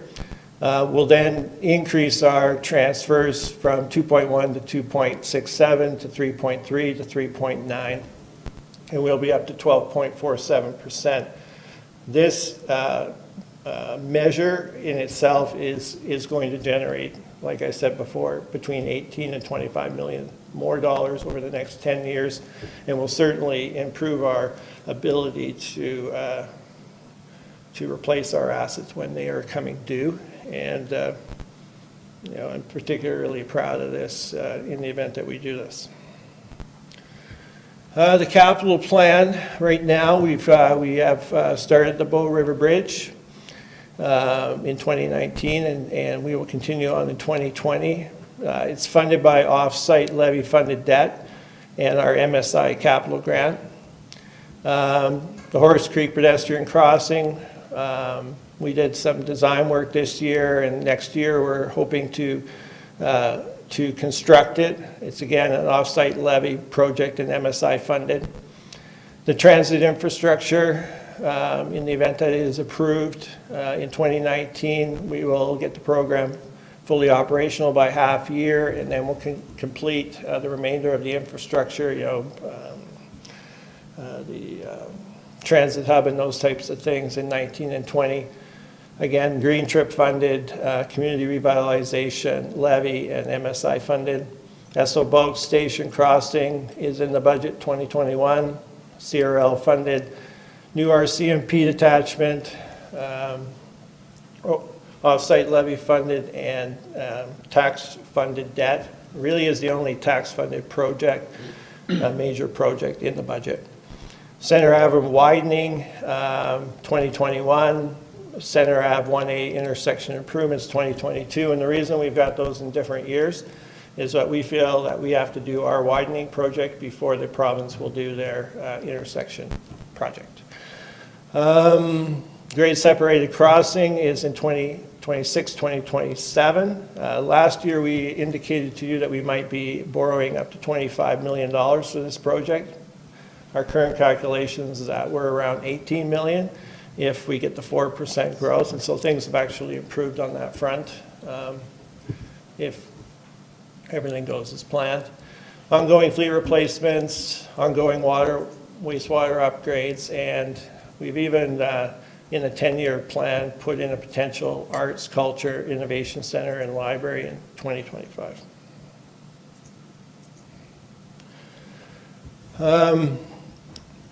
Debt, I wanted to touch on it. Our debt situation, in my opinion, is very manageable. The green line is tax-supported debt. So in 2020, when the RCMP building is anticipated to be built, we have a $16 million increase in our tax-supported debt. But then you'll see that there are no other major tax-supported debt projects, and our tax-supported debt will only be 20% of our council limit. The red line, the difference between the green line and the red line is our off-site levy supported debt. And so, again, what you're seeing here, I got it on here. In 2021, there's about $9 million for wastewater projects, which is what's popping us up to 60% on the red line. And then in 2025, we have some additional debt, which pushes up to 50%. And then in 2027, we have the grade separated crossing, which pushes us up again to 60%. But as long as we get our 4% growth and we manage our projects properly, we're really all of our debt, we're still only at 54% at the end of the 10-year frame, which I think is pretty good. So where are we going? Today I'm doing this presentation just to give you an idea where we're going and see if you need to give any further direction to us before we present the full budget in 2 weeks. October 22nd, we'll present the budget in its long form. November 5th, we're looking to have two, we're calling them conversation cafes. We're similar to what we did for the council priorities, where we have a presentation, some exercises on the budget, and then a question and answer period, primarily led by the mayor and the CEO. We will have a comprehensive outreach campaign that will commence in a couple of weeks and then go right through to November 9th. We will then take all of that feedback that we receive. We will present that to council on November the 15th and 16th, where we'll have the comprehensive council review of the budget and the feedback. And I'm hoping you guys will use up both days this time. Last year, we kind of cut it a little bit short, and so, and we did most of the work on December the 10th, so try and do it on the 15th and 16th, and if necessary, on the following Monday, council could do its final tweaks on the budget, which is also a day that we have a strat session with council. And then final adoption on December 10th. And I just wanted to note that the transit RFP closes on October 29th, which should give us plenty of time to get that information incorporated into the November 15th and 16th council session. That's my presentation for the night. Great. It's good to have a outlook on the budget before we actually get it. Does anybody have any questions, concerns, or other direction to give to admin the next 2 weeks? Councillor Flowers. Thank you. Lots of numbers. One question was, how do we incorporate some of the needs from the groups that have come forward this year? Is any of that considered so far in the budget? We've considered the community groups. We have not recommended funding for all of those requests, but there is an increase in the community grant program that is recommended, and you guys will have to debate it on your own and decide whether you want to provide more than administration's provided or less. It'll be up to you, but it'll all be in there. Okay. And the other thing was, after the tri-site committee's finished at the end of the year, have you thought about some funding for next year for whatever the next step might be? Yes, well, so the Esso bulk station site, of course, we, administration, if you are to approve transit, there's $3.5 million at the Esso bulk station site for transit hub, which can include, some improvements on that site.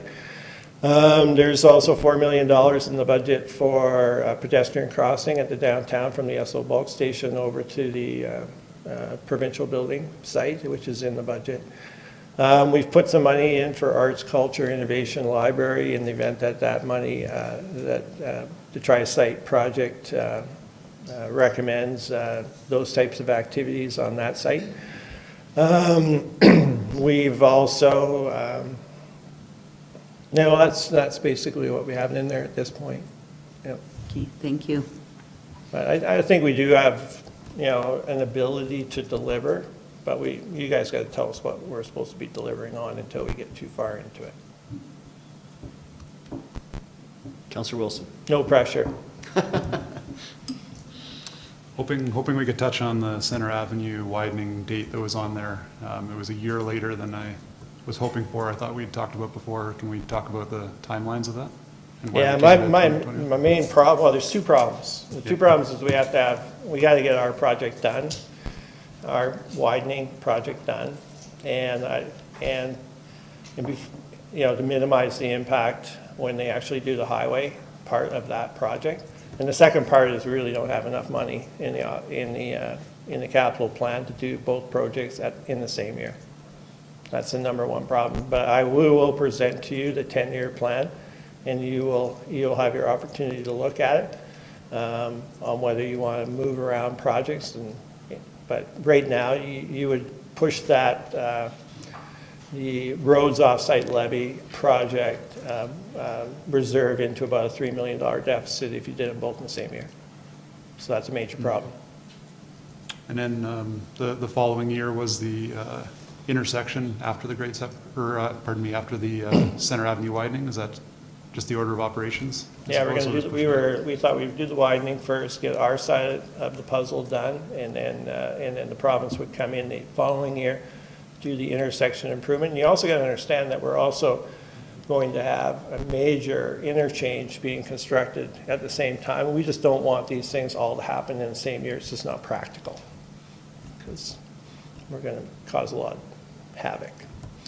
Okay, thank you. But we'll get to talk about it in quite a bit more detail, I'm sure. I hope so, yeah. No, you bet. Thanks. Councillor Fedayko. Thanks for the info. I just have one quick question, and I'm not sure if I missed something. Do we have a total cost on the RCMP build, or not yet? We have a guesstimated cost at $17 million. Thank you. That's incorporated into the budget. And we were going to borrow $16 million of that. number. But until we get a bit more design detail, it's a guess. All right. Is there a motion required? You can just receive it if you like. Receive as information. Councillor Flowers, all those in favor? Thank you. We need a motion to go past 10 since it's 9:59. We shouldn't be much past 10. Councillor Nagel, all in favor? Thank you. Carried. Notices on motion, or of motion. Motions on notice, notices of motion. Councillor Wilson, you have one. Thank you for circulating. Yeah. Prior, that was very nice. Okay, notice on motion. I guess my first one, I notice that administration be directed to update and bring back to council for debate policy 120103, civic partnerships, community grants, arts and cultural endowment fund with changes that seek to provide alternate funding arrangements by increasing the community grant dollar matching ceiling. This will see all grants be limited up to 50% of total costs, as well seeking to update parameters suggesting civic partnership arrangements that further encourage and show the applying organization's efforts in collecting private donations, community fundraising, corporate sponsorship, and collaboration with other organizations or other ways which may showcase their efforts and commitment of sustainability, financial sustainability. It's a mouthful. That is a mouthful. I'm sorry. That's why I was so happy that you sent it prior. I'm glad that you're bringing that forward. There was one comment I wanted to make on that, but I can't find it in my book anymore. I made too many notes tonight, so I'll bring it back when it comes back. Is there anyone else? Nope. Okay. Mayor's report, keep it brief. AUMA, I think we were all pretty much there and we've talked about it enough, but it was very good. I was very happy with the way we walked into that, very prepared, and I was actually really happy how we rallied around Councillor McFadden and her efforts to become a board member, and I would suggest that you give it another shot next time if that comes around. Tournament of Aces, it was good to participate in the golf tournament at Glen Eagles, and there was a couple of councillors there. I'll let you guys talk about that. And the outhouse races, yeah. I mean, I've almost already forgotten about the practice catastrophe we had. But we turned it into a good news story, I think. Thank you for everyone for being there, and I know you were busy, Councillor Flowers. But good time by all, and I was really happy the way we connected with Rocky View County on that initiative.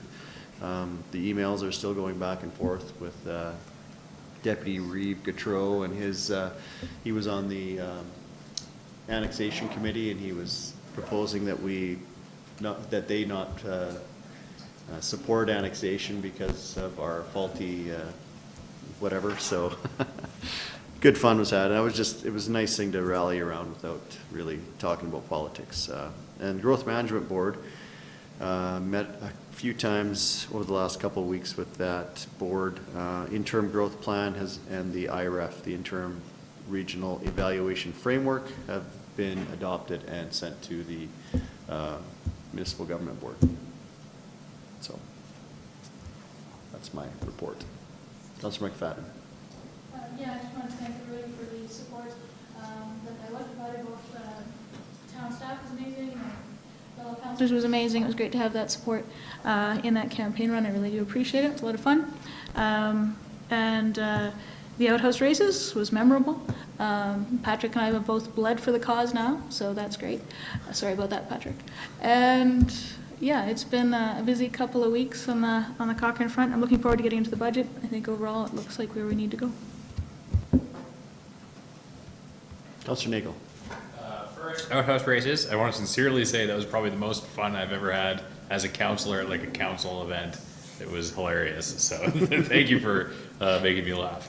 But I also had an idea I wanted to bring up tonight. I did speak with Mayor Junong about this, and maybe doing it as a motion, but we decided it wouldn't be an appropriate motion.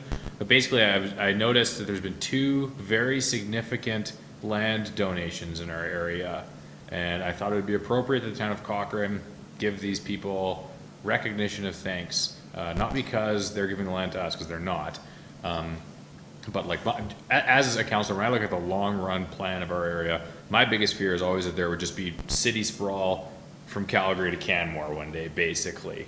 And the WA ranch that was donated to the University of Calgary is like 19,000 acres. It's huge. And then the Wineglass Ranch that was donated for preservation, I think that one was 1,200 acres, but they're near us.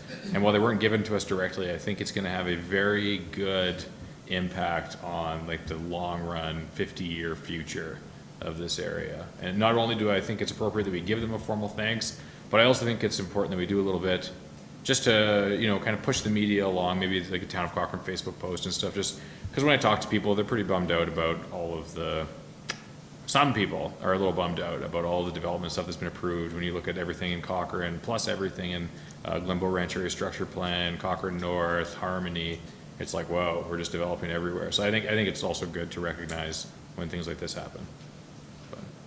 So, and that's it. And Jeff says he's gonna, Mayor Jadang says he's gonna take care of it. But, so there you go. That's my council report. All right. Well, thanks for bringing that forward. I think it is important that we recognize, especially, I mean, you're, as you said, not within our borders, but pretty close, and people that actually frequent our community a lot. So, very good news story.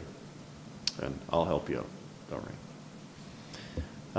One thing that I missed, I just got an email late in the day about Cochrane High School, and Ms. Lowe, if you'd help me out, but they're essentially looking for a letter of support from us to provide to the RCMP. You can just nod if I'm saying it correctly. No. They're applying for an application to civil forfeiture, which is a grant of funds that are seized in crimes, that they'd like to access that grant for use in a school project to support things specifically as it relates to addiction. Did I get that right? That's correct. So it is the civil forfeiture grant that they are applying for, and they're looking for a letter of support from Town of Cochrane Council. The grant is supplied by the province as a result of proceeds from crime, and they are looking for programs this year that specifically target youth, and they are looking at working with the RCMP collaboratively, specifically for those students that are at risk as it relates to addiction. So we need a motion and vote on that. Yeah. And the motion would say something like that, and something like this one I have in front of me, that the town of Cochrane provide a letter of support to Cochrane High School for their application to the civil forfeiture grant for their partnership with the RCMP to support students at risk, specifically as it relates to addiction. Is anyone willing to put that motion on the floor? Councillor Flowers, any debate on that? No? All those in favor? I think it's a pretty easy one to support. Thank you. I believe that's a wrap. Unless someone else has a council report. Nope. No in camera, no strategic planning. We're adjourned.